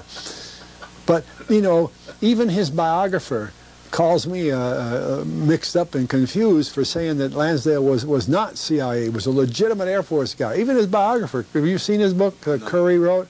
And who else? There was Secord CIA that was sheep-tipped in the Army. No, he's real Air Force. Secord real. He used to be in my program. North used to be in my program, but further down, he was a kid. He worked for Secord. He worked for this general called Adderholt. And Adderholt worked for me. Then Secord and North worked for him in Thailand. See, what they did is... Secord and North were doing with Thailand, and then they were doing drugs. They found out what our system was. See, if the agency come to me and they need 50 rifles, I could fix it so that 50 rifles would be acquired from the Army for the Air Force. Well, the Army didn't give a damn giving rifles to the Air Force. Then my Air Force unit was a phony one. All it was a telephone and a drop, so that when the phone rang, it said, I'm Major Johnson. There's some guy there. Oh, Johnson, your rifles are ready. Fine, thank you. Well, he's on my size. So here we have 50 rifles. Now, nobody knew they'd been transferred. I could sell them. Nobody knew. So Secord, who's a pretty sharp old bastard, and North figured that out. And every time there was an order, they'd increase it a little bit and sold them. And they were millionaires. In fact, I think they still are. And so Secord North, most likely in Thailand, aside from military, were also involved in the drugs. I don't know it, but I could assume it, because they're right in the middle of it down there. Sure. And when I was It's in the lifeline. and then, you know, he goes into, like, now he's working in Latin America, and he's caught red-handed, and of course... That's another thing. He's making money in Iran to pay to equip the Contras. The United States doesn't work that way. We never charge anybody a penny to equip the Bay of Pigs guys, the Cuban exiles. It's a part of our activities. We were funded in my work. We were funded to do things like that. He didn't have to sell anything to get what they're doing. They're selling the stuff that was ostensibly going to Iran. They were selling it to them, taking the money, put it in Switzerland. Sure, and then use the cover And story. the Contras didn't get anything. They didn't need it. If we wanted to support the Contras, they would have been supported free gratis, but the government didn't want to support them. You know, and the person that prints the catalog is Bolivian in Santa Barbara. The printer of the catalog is Bolivian, and he always thought the material was a little bit bizarre when it would come in to be printed, until he went back to Bolivia, and at the time he was in Bolivia, the Bolivian papers were following a story in which an Australian and a French journalist were killed. And the whole Bolivian papers and all the transcripts saying that they had stumbled upon and they'd come upon all of Oliver North's cocaine fields and some of the control. And so we have those papers in which Bolivian papers discuss that kind of stuff. Yeah. And not that they're Oliver North's cocaine fields, but you know, whoever gets to run them, you know, whether it's you know, Pablo Escobar or some big thug that we prop up, and yet they do all the work, and we get the nice. You know, nice cut. There's a lot of activity there. You know, after I retired, I worked for an aircraft company, and they sent me to Peru. So I worked in Peru for. I never really rented a house or anything. I lived in a hotel and would sort of commute back and forth. But I was there for 9 months, working steadily, and I was a civilian. You know, so walking across the main square in the middle of Lima. And there's a beautiful old hotel on the other side, and called the Bolivar, Simon Bolivar, you know, that they call the Bolivar Hotel. And right on the corner is a door you can walk into, and there's a marvelous bar. Every bar should be made like that. It's just low ceiling, dark, few lights, nice bar, nice comfortable chairs, wonderful bar in this old hotel. So I push open the door, and it was broad daylight outside, and the bar is practically black, so I'm blind when I get through the door. And I knew my way in there all right, and I hear some voices that I recognize. I said, oh, geez, I know those guys right over here. But I thought, I don't talk to them, their agency. So I went straight ahead to the bar, fumbling my way through. And I get up the bar, and the bartender knows the symptoms that I can't see, and he says, what do you like to have? I said, well, I'll take a martini. And I stand there at the bar. A little later, a guy's right next to me, and he has a cigarette out, and he said, hey, buddy, you got a light? And I looked to see, and I knew him. And I said, I don't smoke, but the bartender right away already had a lighter lit. And he said, you clean? I said, yeah, I'm just civilian down here. Oh, and I said, how about you? He says, we're okay, come on, join us. Well, without that, I couldn't, see. So I went to join them, 3 guys. They were just down from La Paz, Bolivia. They had just come in.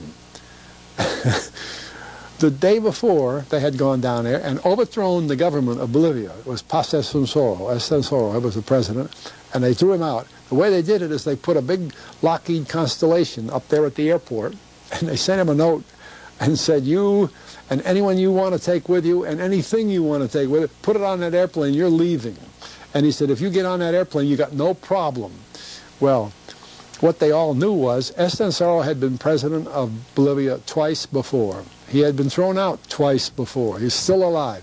He had been Hitler's president of Peru when Hitler was in the Lufthansa airline, like our Pan American, was the CIA for Hitler, and they were able to get Estensoro to be head of Bolivia. Bolivia is a very political country in that they overthrow guys easily as a matter of business. You know, they're accustomed to it.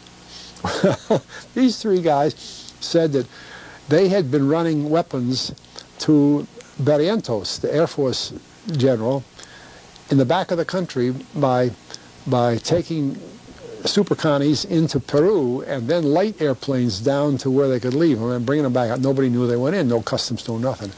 But Barrientos then had plenty of weapons. And so Then they went up to La Paz, where the ambassador and all were, and they made contact with somebody that knew Estensoro real well, and they said, here's the deal, and if you don't think we mean it, Barrientos has got enough arms to outnumber your army 2-to-1, and he's on his way in town now. He plans to be in here tomorrow morning. Estensoro left. That night they had a party for Barrientos, who's a real live wire. He's kind of like Oliver Stone. I picture Stone and him very much alike. They had a big party that night. The next morning, they couldn't sober him up. They threw him in a shower, cold water, get him dressed, and they took him down the main street of La Paz. He didn't know what was going on. He was still dead drunk, and he's the new president of Bolivia. And these, I like the analogy with Pepper. I guess you've seen yeah, these three guys that I knew, had, as soon as they saw that everything was all set, then they left it up to Barrientos to take over, and they got out quick as they could, and they were down in Lima. I had known them for years. They said, the hell with invading Cuba, we know how to do it. Sure. Well, there's the whole thing about, you have Somalia with all those weapons being flown in. You have, the new problem in Rwanda.